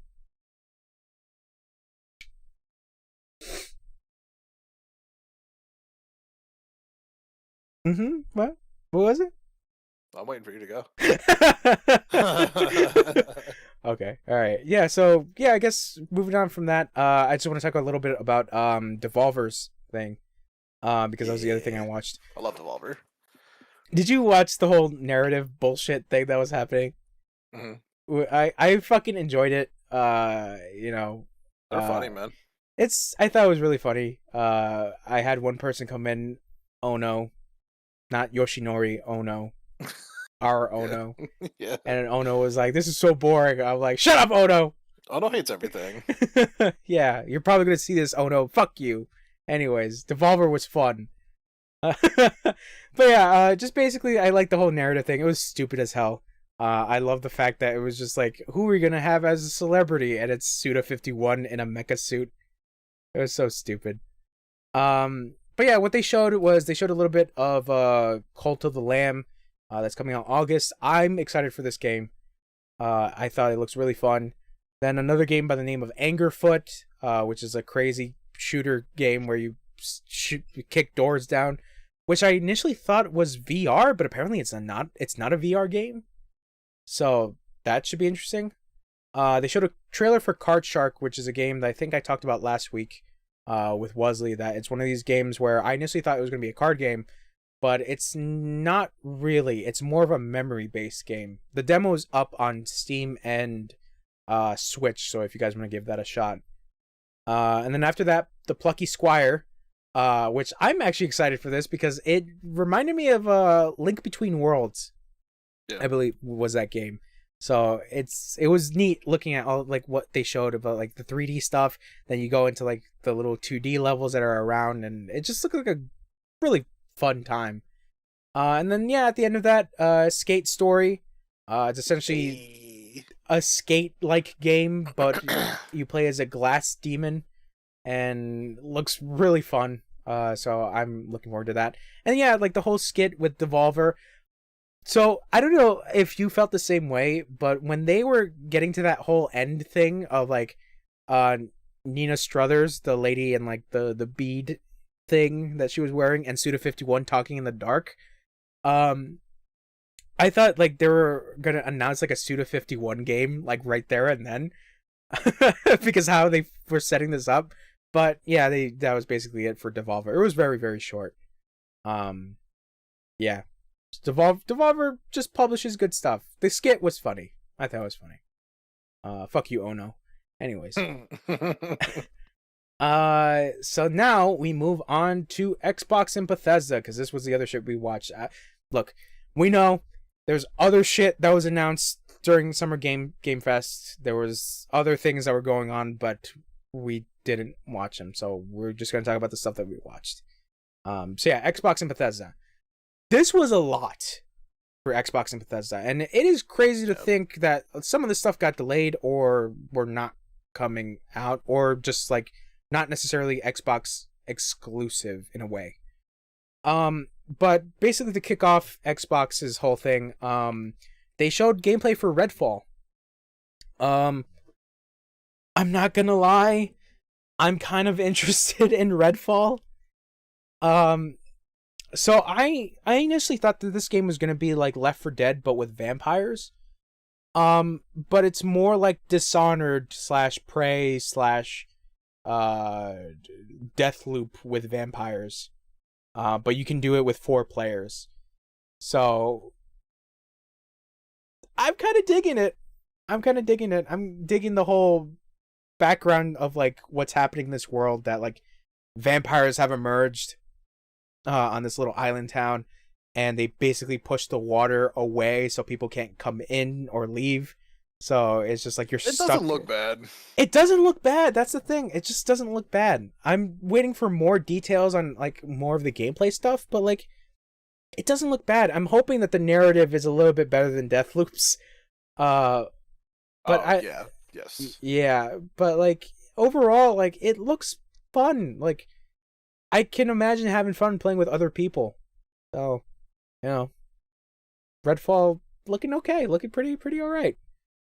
So yeah, then after that they showed Silk Song, which was a thing that a lot of people were waiting for from Hollow Knight. So for those that don't know anything about Hollow Knight, essentially 2D Metroid game with a cute little bug character, and Silk Song is another character that shows up in Hollow Knight, and it's basically that character's story. And it's crazy to think, because initially Silk Song was supposed to be DLC for Hollow Knight, but because of it going so far and so crazy, the developers were like, we'll just make it its own thing. So it's its own thing, and they showed gameplay for it, so get excited. And it will be on Game Pass, so that's also another neat thing. I believe Hollow Knight is also on Game Pass. So yeah. Game Pass. Yeah. Hollow Knight is also on PS Extra. In case you're wondering, it's the special edition one. I already have it. It's fine. I'm good. No, but if you don't have it, Brett, like it's there. All right. You know what else is there? High on Life by Squanch Games. Squanch Games. This is fucking weird, but kind of neat. Not gonna front. Kind of neat. You got Justin Roiland it up with his Rick and Morty. Yeah, it's a first-person shooter by the Rick and Morty people, so kind of nuts. I like to see a little bit more on it, but yeah, Squanch Games did they did that VR experience for Rick and Morty, and they did that other game that I forget what is it called. God, what is it called? It had a character that had like eyes that were like faces. It was weird. Hold on. Oh, yeah, I know what you're talking about. Yeah, you finally know what I'm talking about. I know the game it is. I just don't remember what it's called. Trover Saves the Universe. Yeah, there you go. Yeah. So they did that. For Yeah. what would you share or be in? So yeah, High on Life happening. And then I think this is where Howler can take it. What's this one? I can't see. It's right after High on Life for Xbox. Or Diablo or League stuff. Riot I'm Games. looking for the Xbox. Oh my god, thing Howler. here. Dude, this is such a huge list of shit that Just happened in the past, scroll. like, Scroll, fam. I'm scrolling. Oh, there it is. Hold on. Where are we at here? Which one were we just on after? Hollow Knight, High on Life. There we are. Okay. Hey, it's the Riot Games Pass, baby. Yep. If you like Riot Games and want free shit, you'd have to pay for it. But if you want all your shit unlocked without having to do it and not spending a ton of money, get the Xbox Mega Pass for 12 months, or just a month, or 3 months. You too could unlock every single League of Legends character, every single operator in their gun game that they have, Valorant. You could play the Riot Games card game. You could play the mobile games as well and have everything unlocked. All right, so for League of Legends, everything's unlocked, all the characters. For Wild Rift, all the characters unlocked. For the card game, you get a the like base deck or something unlocked. I can't remember. For Valorant, you get all the characters unlocked, all the operators. I think there was one more thing. Oh, TFT. They didn't really explain exactly what you're getting, but there's going to be something about like these little legends, they call them.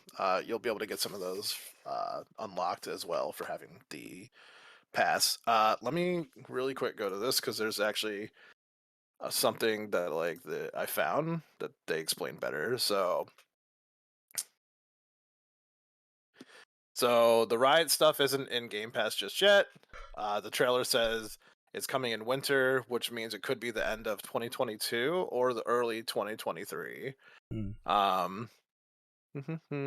Additionally, the end card mentions that XP boost and more will be included inside the Game Pass. So right now, Amazon Prime gives you RP, which is their in-game currency, or not in-game, but like your currency you can buy with real money. They give you an outfit sometimes, a skin, which is the outfit, some character shards, which you can use to purchase characters, and some other stuff, right? So it looks like in the Game Pass you might be able to get other loot, like Amazon Prime is giving you. So you'll definitely be getting XP boost, but the more is possibly maybe a skin or something. I would assume monthly they'll be giving those out. So that's pretty much it for the League of Legends stuff. But super stoked. I think it'll bring more players. So this has been your League TED Talk.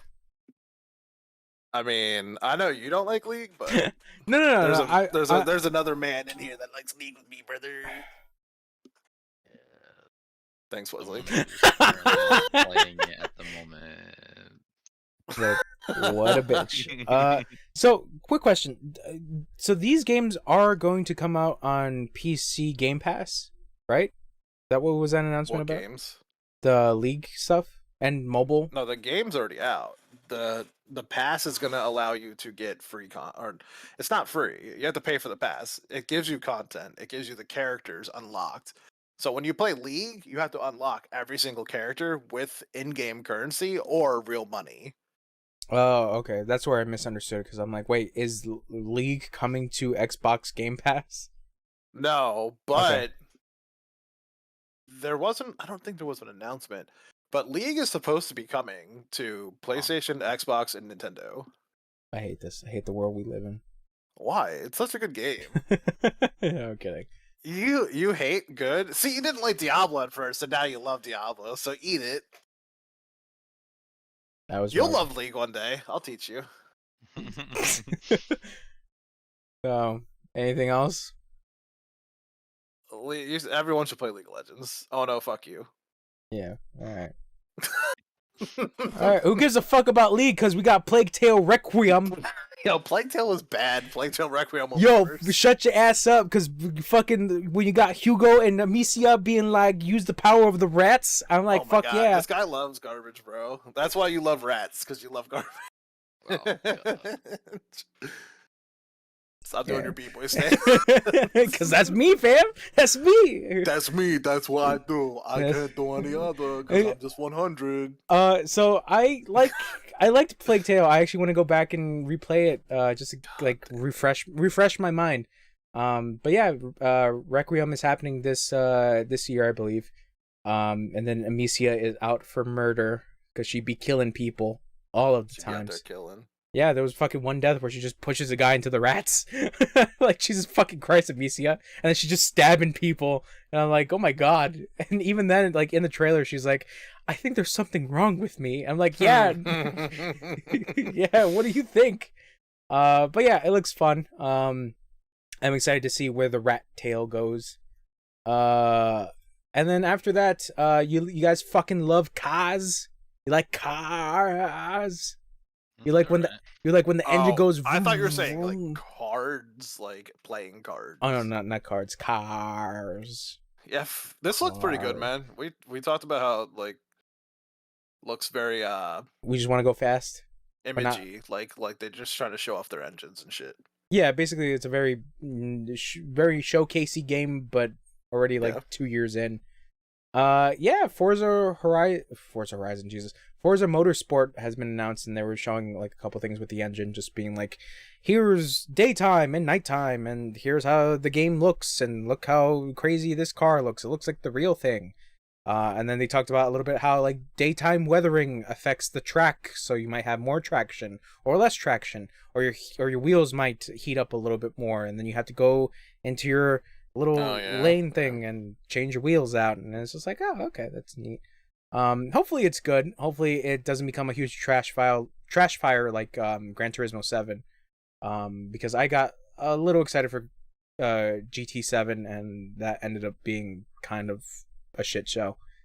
Yeah, so Forza. I'm currently still playing through Forza Horizon 3. I'm having fun with that game. It's a fun time. I like going fast, but without Sonic. And then Microsoft Flight Simulator shows some shit, and they're showing, yeah, and they revealed the newest aircraft, the Halo Pelican, so you get to fly the Halo copter. So get excited for that, I guess. Dude, you said you wanted to play Flight Sim. First of all, I know you are like sort of excited for it. Dude, Flight Sim is so good, bro. Like these games are fun. They're really fun. I would recommend trying them out. Yeah. I definitely will at a point. Throws it in trash. Yeah, after I finish playing my trash. I got some more trash I gotta play. But after Microsoft, speaking about trash that I'm not going to play, is Overwatch 2. So Overwatch 2 is having early access in October. They did a character reveal for the Junk Queen, I believe. The Australian chick that was like, I love Barbies. Oi, gov. Shrimp on them and junk. And it's like, okay, I don't give a fuck about it. Oh, yeah. What's her name? It's oh my God, what is her name? What is her name? Tracer? Tracer, thank you. You're welcome. I was gonna call her Zoomer, bro. Zoomy. Zoomers. The Zoomster. Uh-huh. Yeah, they showed a little bit of like the character stuff, and I'm just like, I don't give a fuck about Overwatch 2. But yeah, I guess for people who are excited about Overwatch 2, get excited for Overwatch 2, I guess. Have fun with your Junk Queen. And then they showed Ara History Untold. They only showed like a cinematic trailer, so apparently it is a turn-based strategy game. Okay, that's cool. Dude, you know. Yes. How do you feel about that? Turn-based strategy? Yeah. Well, I didn't. Did they show gameplay for this? I don't think they did. Which one was it again? Ara, History Untold. I think it was just a cinematic. You might be right. I can't remember. Yeah, it was just a cinematic. Yeah, it was just a cinematic. I'm watching it right now. Looking at the thing.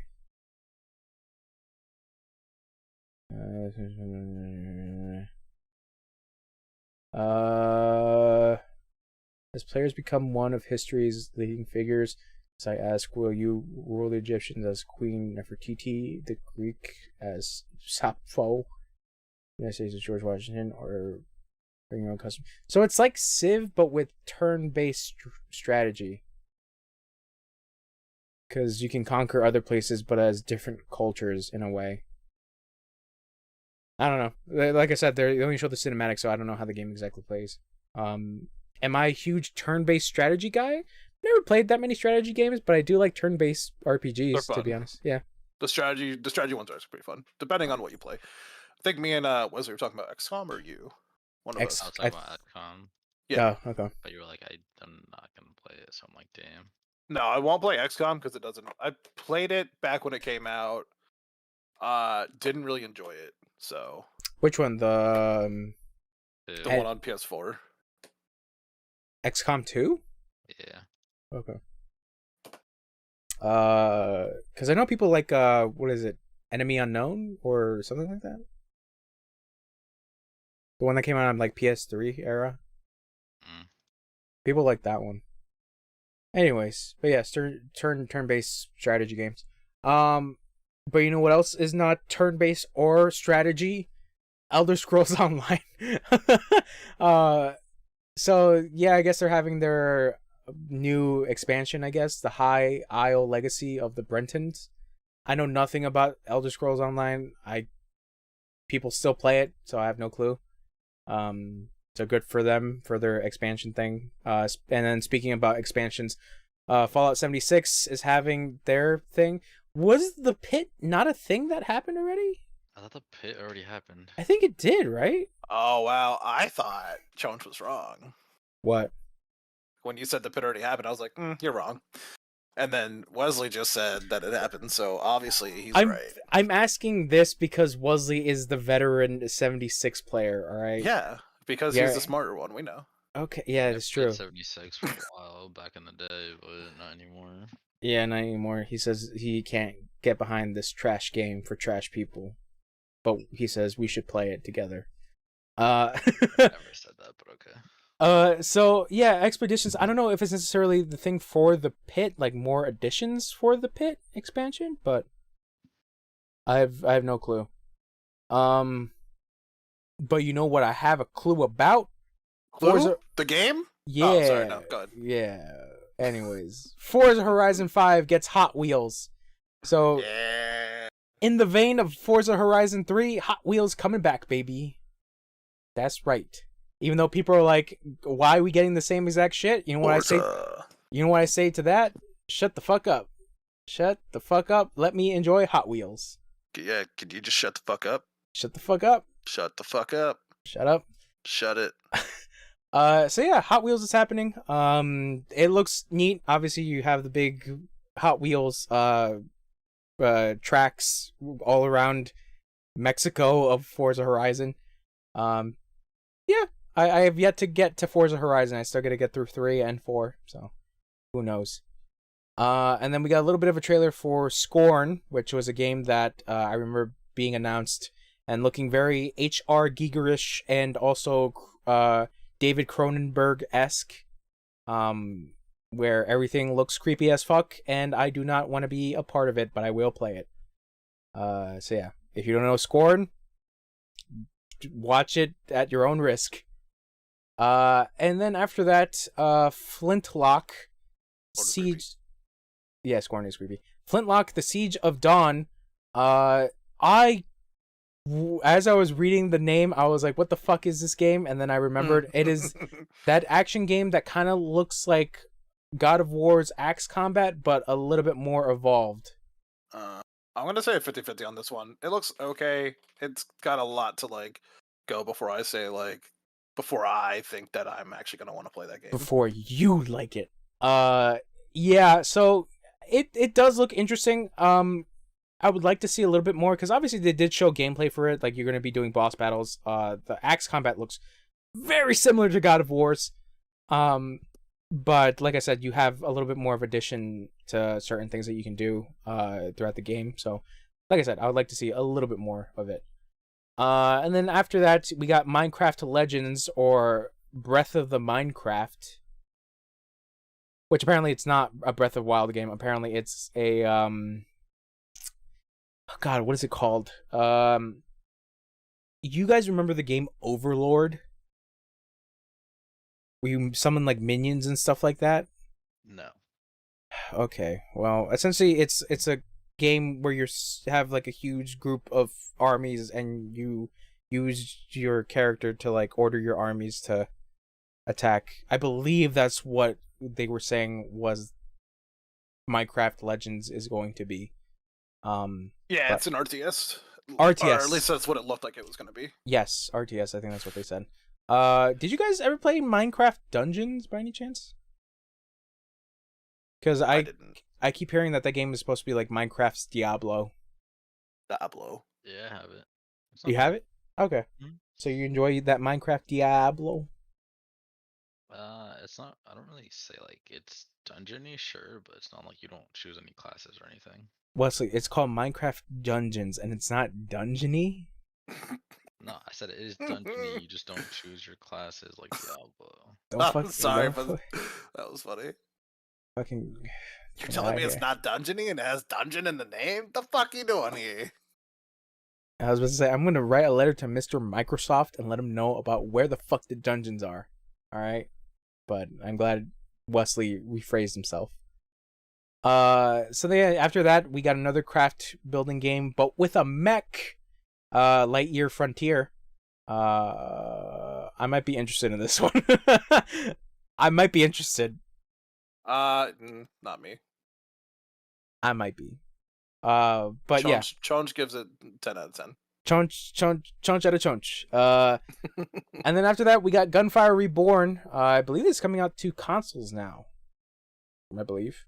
But I remember seeing this on PC for a good bit, and it's a roguelite first-person shooter. So I don't know. I know nothing of it. I think it has like pretty good reviews, but yeah, it's a roguelike game. And then after that, we got The Last Case of Benedict Fox, which looks really neat. I'm not gonna lie. I saw this and I was like, I'm kind of digging it. Yeah. This looks really good. You're right. Yeah, I'm really digging it. With its creepy atmosphere and obviously very Lovecraftian shit going on. So I'm very, very interested in this game. So it's coming out spring 2023. And then after that, As Dusk Falls. This was a game that visually was giving me kind of a headache. Because it's a drama game with a narrative.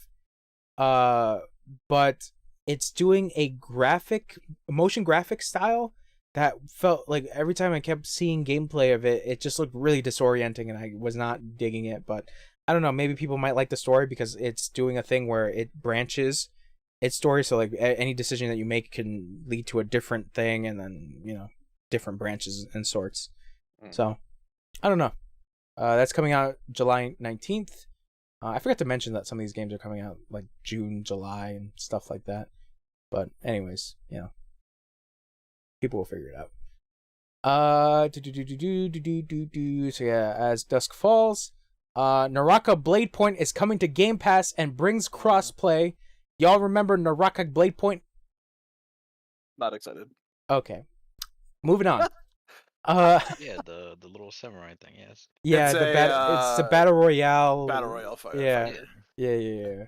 I don't know if people still play it, but it's coming to Xbox and it's getting crossplay, so guess people are playing it. Then after that, we got the Pentiment trailer, which is by Obsidian, which I was surprised about that. It's an it's an adventure game. The art style looks pretty neat. it actually kind of reminded me of Card Shark, because Card Shark kind of has this style of like using like 2D characters on a 2D plane. But yeah, it's more of an adventure game because you are making certain decisions and stuff like that. And yeah. It's let me see. It is kind of a murder mystery game. But yeah, it looks interesting. It is, like I said, it's by Obsidian, so people like Obsidian's writing. You know, if you haven't played, what's it called? Fallout New Vegas, Knights of the Old Republic 2, or fuck, what was the thing that just came out? The Outer Worlds is the other one that had pretty good writing. So yeah, after that, Grounded finally is out of early access, which is kind of nuts to think about. I never realized how long that game was in early access. So if you don't know what Grounded is also a crafting survival game, but it's essentially Honey, I Shrunk the Kids. And yeah, you're crafting stuff from like bug parts and like stuff you're finding around like the backyard, and it's gonna have a story mode. So I'm kind of interested in that to see, you know, how you get out of this situation of being shrunketed. That game's actually really fun, even just for the beta or the alpha, whatever it was. The early access. Mm-hmm. Yeah, I kind of interested in it. Yeah, it comes out September.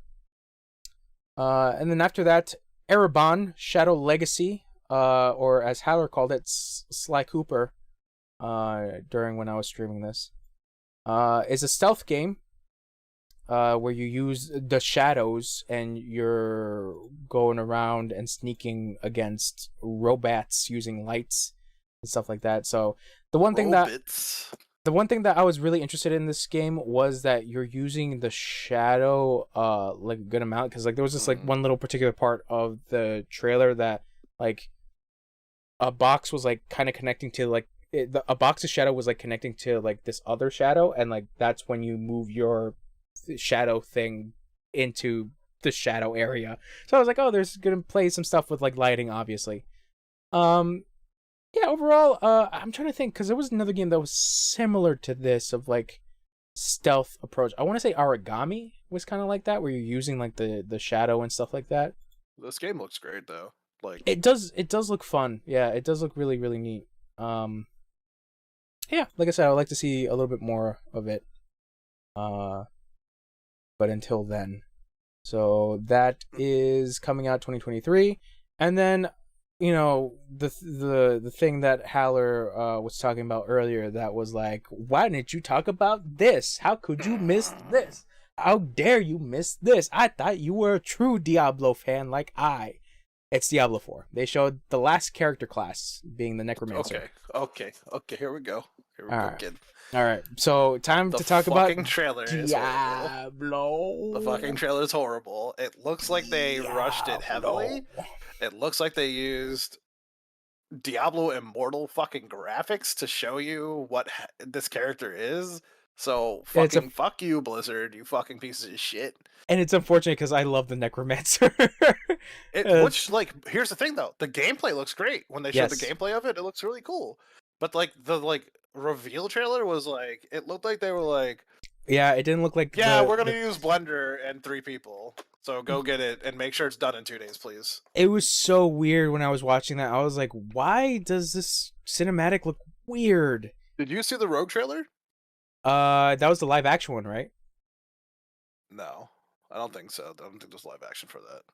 Really? I thought it was like I thought it was live action. They might have had like a piece where there was a live action like part of that, but the reveal itself, like there was a trailer where it's the Rogue in the game, and there's a cinematic which looks way better than all this that shit, man. Oh, the one where she's in the church. Think about that one. Oh yeah, that is a cinematic. Yeah. That looks in engine. Yeah. I thought that's how good that cinematic looks. I thought it was fucking live action. Yeah. Yeah, but like the fucking Necromancer reveal trailer, like I was like, why does it look not good compared to like the rest. But I think moving aside from that, I think when they showed actual gameplay and like talked about it, I was like, yeah, okay, the game's looking promising. But that reminds me, like, is this the smallest they've had for character classes? No, it's 5, right? Yeah. Diablo 2 had 5 before they did the expansion. Oh, so the expansion opened it up. Okay. Yep. Okay. And Yeah, then they added the 2. yeah. And then obviously you have 1, which is just 3 characters. Yep. But they added an expansion called Hellfire that added 2 more characters. What was the other 2 characters? A bard, I think, and a monk, or maybe Hmm. not, maybe something else. I can't remember. So I forget what did they add to 2? 2 was the assassin and the druid. Okay. Yeah. And when you're done playing the assassin, I would recommend playing the druid. Yeah, I do want to go back and play a little The bit. druid is so much fun, and the druid in 4 looks really fucking cool. I thought I don't know if you saw the video, but he like rides a horse, jumps and off, it and turns into a bear. Yeah. I was like, that's some cool ass shit. Because like I'm looking at the druid, I'm like, why does the druid kind of like look like a barbarian for some reason? Because this is just a big dude. Depending which character class you go with, but like, yeah, the druid just looks huge. Yeah, what they showed about Diablo 4, gameplay wise, the game looks really promising. So I am still excited for it. I'm still going through 2, obviously. But yeah, like it just looks like 2 but prettier. That's all I have to say. I guess moving on from Diablo 4, Sea of Thieves Season 7 happening. You guys remember Sea of Thieves? I guess no. Love Sea of Thieves. Okay. I never played that Johnny expansion. Depp. Yeah. Johnny Depp. Yeah, where Johnny Depp comes in, he's like, We should go play and then yell how Amber Heard is a bitch Oh. the entire time to there you other go. people. Damn it. I was gonna say my joke, but never mind. I'm gonna need you to bleep out the B word in there for your YouTubers. Bamber Bird? No, Oh. the B bitch. That's Oh, okay. That's fine. You'll be okay. Nobody's gonna hate you. Shut forever. So yeah, season 7's happening, and you can name your ship. So there you go. And then after that, Hideo Kojima comes out, being like he's developing a game for the cloud, which I remember was a thing that was rumored. I don't know what the fuck Kojima's gonna do, but it's probably Death Stranding Cloud. I have no clue. It's gonna be a weird one. I hope it's Final Fantasy VII Remake by Kojima. By Kojima?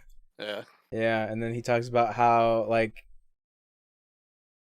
Cloud was truly the Death Stranding for... I hope it's just Cloud delivering packages in rural New York.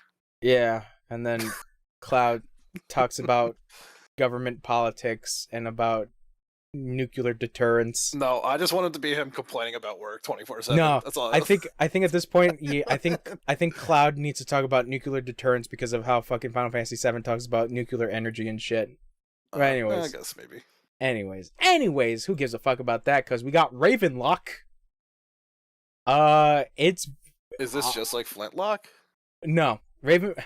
My eyes were like going in separate directions because I'm like this game is like Alice in Wonderland, but like its art style is cool as hell. So if you haven't seen the gameplay for Ravenlock, I recommend looking at it right now. Because it's doing a lot of interesting stuff with its art style. But it's essentially an action adventure game. Very Alice in Wonderland-ish. I'm gonna open it real quick, so I just don't remember. Yeah, no, I would say look at it because like it looks really cool. Because I'm watching it right now. I'm trying to fill in the space of dead air. Unless Wesley wants to say something. It looks okay. It kind of looks definitely better graphically than I can't remember that game. Psychonauts, but it kind of has like a Psychonaut feel look to me. I mean, you can give me that face all you want. That's what it looks like to me.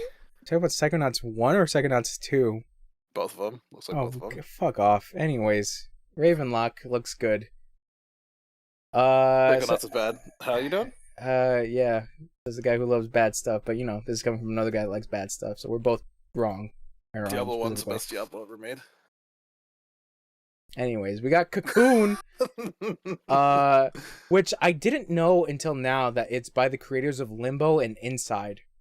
So Cocoon is a puzzle platformer where you play as a bugman, taking little balls, and the balls are like little world things that are happening. It's hard to explain, but if you look at the trailer, you kind of understand it. So yeah, Cocoon looks interesting. It's probably going to confuse the fuck out of me because of the whole fucking weird ball level things happening. And then after that, I got also Flip Turn Upside Down in Bel Air.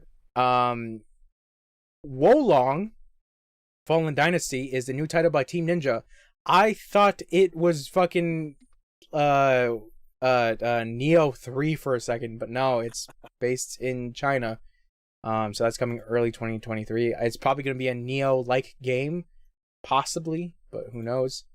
And then the thing that made me lose my fucking mind, Persona 3 Portable, Persona 4 Golden, and Persona 5 Royal coming to Game Pass, starting with Persona 5 Royal on October 21st this year. What? Are all these on PlayStation already? What?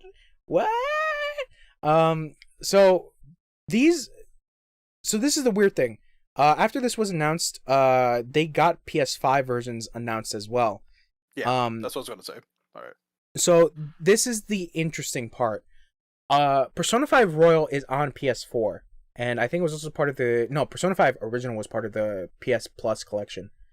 So everybody's speculating that is Persona 5 Royal going to have an upgraded PS5 version? Because it's one of those games where like it doesn't really need an upgrade, but I don't know unless what Wesley wants to add to this. I mean, still looks the same regardless. I don't think it needs anything. Yeah, because like I can't really think of anything that Persona 5 desperately needs for an upgrade. Yeah. Because I think even on PS5 it runs at 60. So unless it doesn't run at 60, but I'm pretty sure it runs at 60, right? I don't know. I haven't played it in a while. I have to go back and see. I have to check. Yeah, I have to check. But Persona 4 Golden, one of my favorite fucking games, of all time. I love it more than Persona 5 and a little bit more than Persona 3. So fucking to have Golden on a system, even though I have it on PC, I was just like, yeah, fucking Golden's the shit, baby. And yeah, fucking Persona 3 Portable is the one that threw me in for a loop because of the fact that if you don't know, Persona 3 Portable is the Persona 3 that came out on PSP. But it has features that the original PS2 version did not have. And on top of that, it has the option of playing as the female character, the female main character, who you can have a different experience with throughout the course of the story. So there's a lot of content in Persona 3 Portable that some people don't really understand. And a lot of people at the time were kind of shitting on this announcement specifically for Persona 3 Portable. Because people were like, oh, why don't you just remake or redo or remaster Persona 3 FES, which was kind of the updated version of Persona 3. But even then, people were like, you do have to understand that Portable had a lot more gameplay options that were a lot better. One of them being the ability to command your party members, which was a feature that Persona 3 FES did not have. And I played Persona 3 FES, and that was the thing that was annoying the fuck out of me when I was playing that game, was that you had no ability to control the rest of your party members, so they were doing their own fucking thing, and sometimes that would fuck up a fight. And then Persona 4 Golden, you have the ability to choose what your party members do. like I said, I fucking love Persona 4 Golden. It's one of my favorite games. And Persona 5 Royal. I was telling this to Wesley that was like, I was very keen on replaying Persona 5 Royal just on my own time.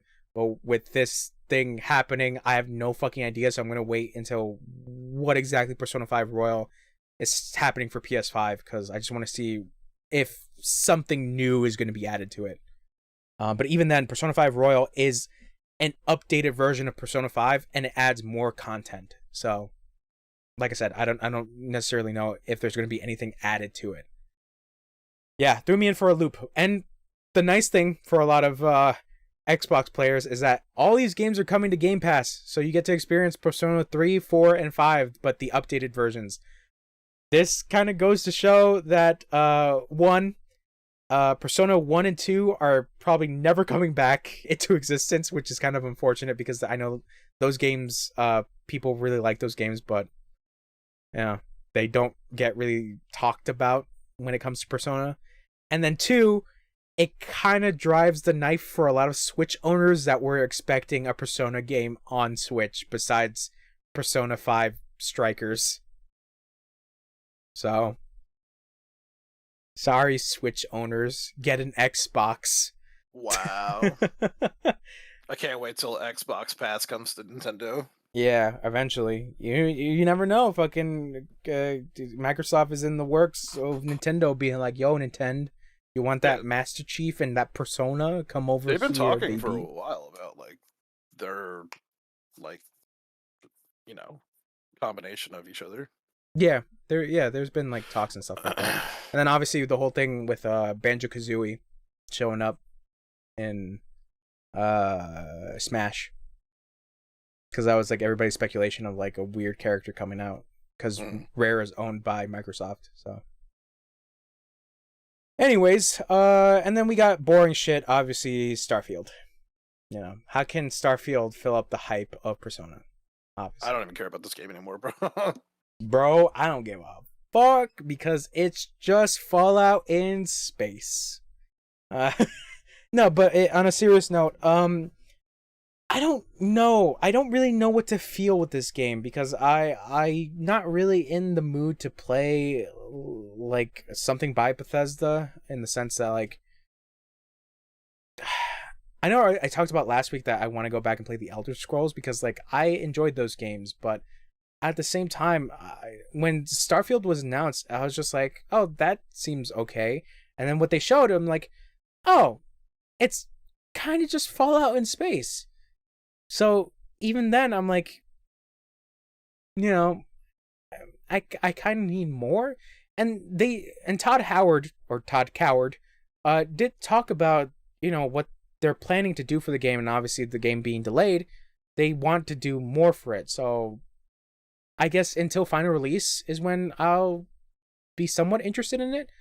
But yeah, they showed off character creation. They showed off what skills you can put in. Combat, crafting, base building, ship building is also another thing, which I was like, okay, that's neat. But the one thing that makes me a little hesitant is having over 1,000 planets to explore. Because this becomes the whole situation of what becomes a fucking random generated like planet. Is it going to be like in the same vein as like No Man's Sky at the beginning, where it's just like, here's this randomly generated planet and it's like very barren and boring and nobody gives a fuck about it, and it's just like, did you really need to go that excessive with planets? Like, I know you're trying to push the formula with video games and exploration, but I don't think, just me personally, I don't think that necessity to be like, there's so much places you can explore was really needed, to be honest. Yeah. But I don't know, there could be people that are super excited for this game. Obviously a lot of Bethesda heads that love Fallout and Skyrim and stuff like that. And then I think I saw a thing where they were talking about how after this game is when they're going to start development for the Elder Scrolls 6 and Fallout 5. So, Yeah. I don't know. I'll wait until like the game is out, and it's out, and what everybody's consensus is, and if everybody enjoys it, then that's great. But I'm keeping back a little bit. I don't know what I said during the event when I was streaming it, but over time I started to think about it. I'm like, yeah, I'll wait. I'm not gonna get too hyped for it. So yeah, that was Xbox and Bethesda. Crazy, right, baby? Crazy. That's right, baby. And then after that was PC Gaming Show, but I didn't watch that. But they showed some stuff which looked kind of neat. But I did watch Capcom Showcase. It was not that long. It was very short. So they showed more gameplay for Monster Hunter Rise Sunbreak. They showed that a demo is out currently, where you can fight.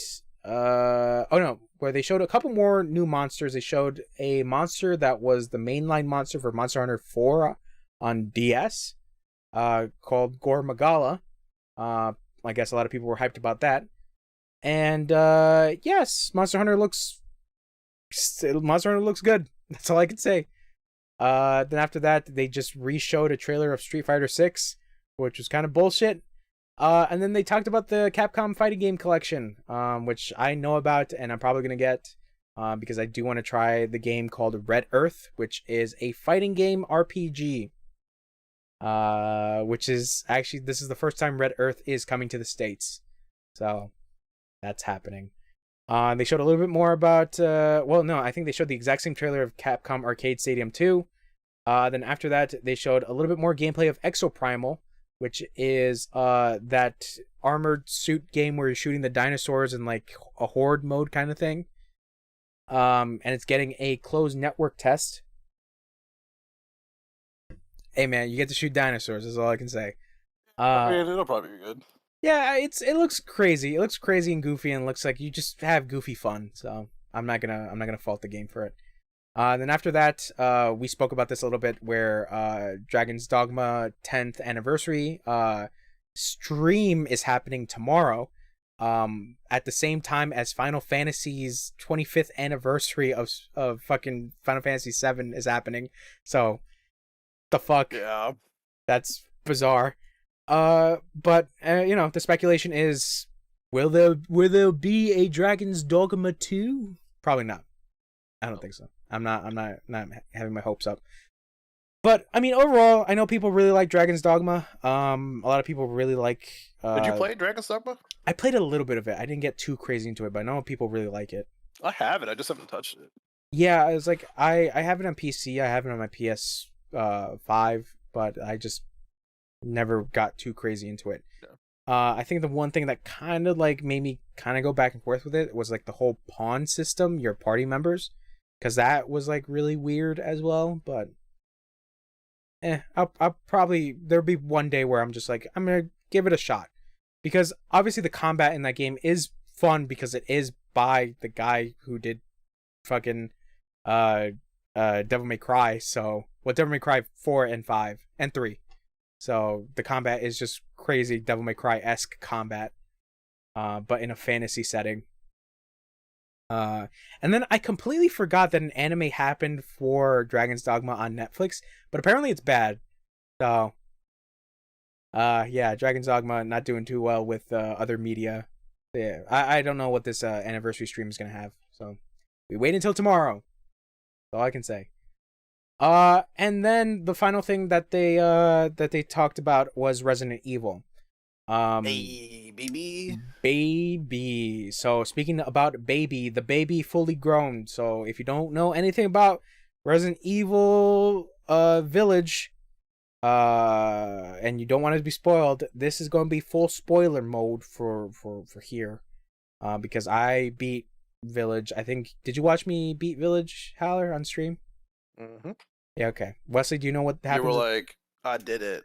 I was like, look at that, Resident Evil. Wesley, did you beat Resident Evil or watch me play Resident Evil 7? Not 7, 8? No. Okay, so Wesley is a hater. So I'm gonna spoil it for Wesley the hater.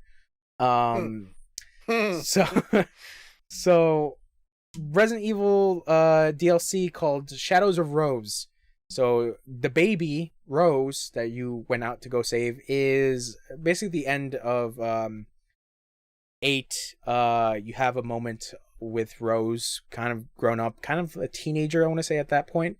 And this DLC is a follow up to that. Basically the whole premise is that Rose is kind of in a Alice in Wonderland-esque setting, but back in the Dimitrescu castle, and she's trying to figure out a way to get rid of her gross mold powers that she had. So I'm interested in that, I guess. I think it's coming out in October because they also announced a bunch of other stuff for Resident Evil 8. They added more characters to Mercenary mode. They added Chris Redfield. They added Carl Heisenberg, the guy with the hammer, who was essentially Magneto in that game. And they added Lady D. So Lady D you can play in Mercenaries mode, and it is kind of nuts because she is very big woman, and she throws like chairs and shit at enemies. And the one neat thing is that like when you're playing Mercenary mode, you're in like small corridors with like short, well, to Lady D it's like short doors, so she has to physically bend down and then go in, and it's like, okay, that's a neat little thing.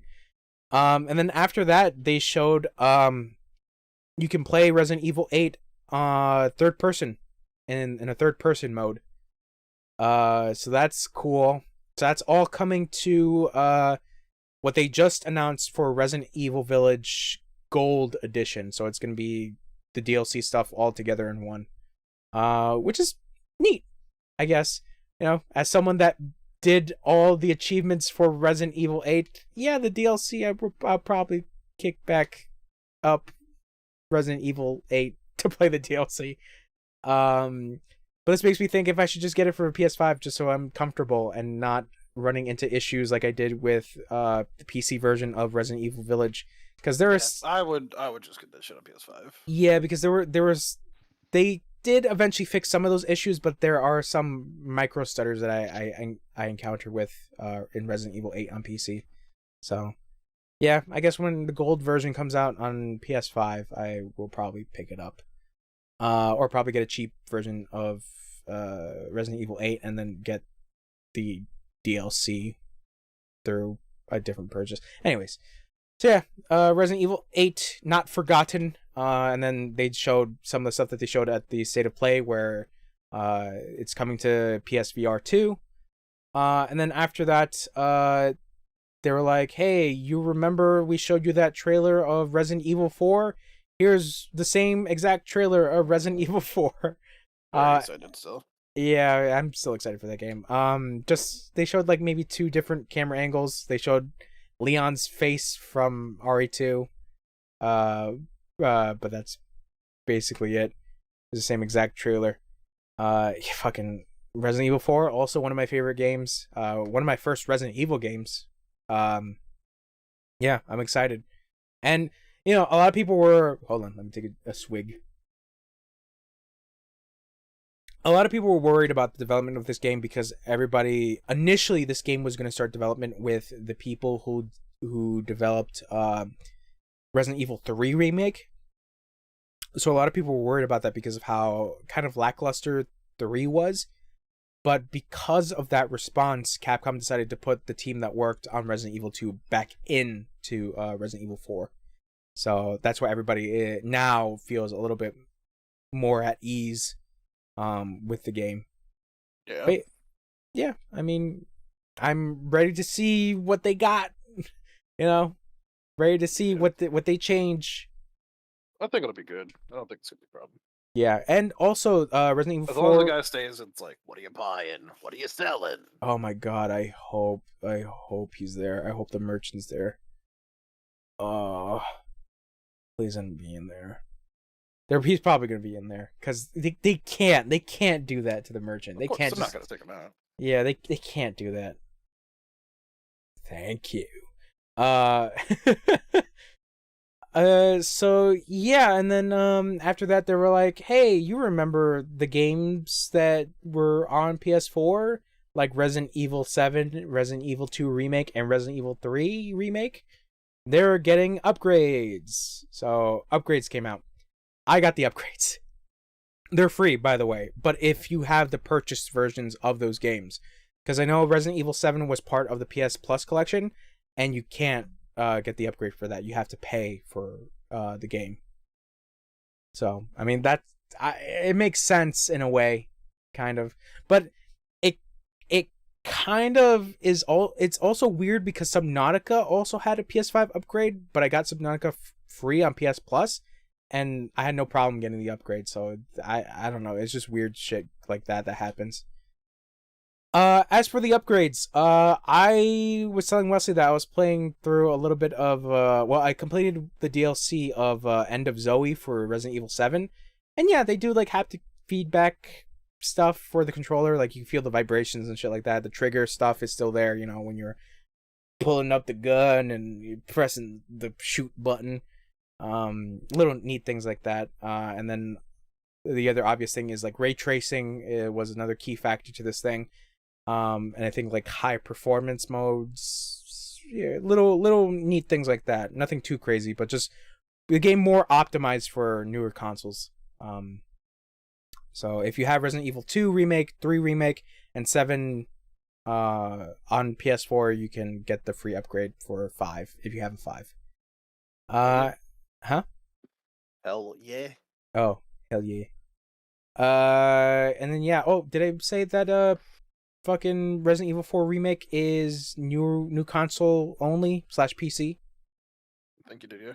Okay, so yeah, Resident Evil 4 Remake is coming out for PS5, Xbox Series X, and PC. No PS4. Fuck you, PS4. Heck yeah, boy. Fuck. Fuck the PS4. So yeah, that was Summer Games Fest. Excuse me, Summer Game Fest. There's no plural. That was basically it. Holy shit, there was a lot. There was a good amount. It was so crazy. Overall, though, like pretty alright. This entire week was basically game dedicated. So there's a lot of things coming out. A lot of bad stuff, to be fair. A lot of also good things. Bad? What are you talking about? Bad? Like what? Name one bad thing. Diablo Immortal came out. No, but I mean, we're talking about Summer Game Fest, Yeah, but there's more bad things coming out. Like Concrete Genie. Concrete Genie? Just wanted to see if you would catch it. Yeah. Concrete. I was like, wait. Okay, never mind. Fuck it. I thought it was okay overall with the stuff that I saw. I mean, like, I feel like Xbox's obviously was a little bit more impressive, but it's not necessarily all Xbox exclusives. Yeah. Some of them being Xbox Game Pass exclusives, I would have to say, for a good bit, or coming to Game Pass overall. But I think it was fine. I think it was okay. And then on top of that thing with Jeff Keighley's thing, your expectations were kind of low, and then some of the stuff that they announced was pretty alright, but just that fucking Last of Us remake nonsense was just like. And then on top of that, like literally the second Neil Druckmann was on the stage, they leaked it. Sony leaked it early.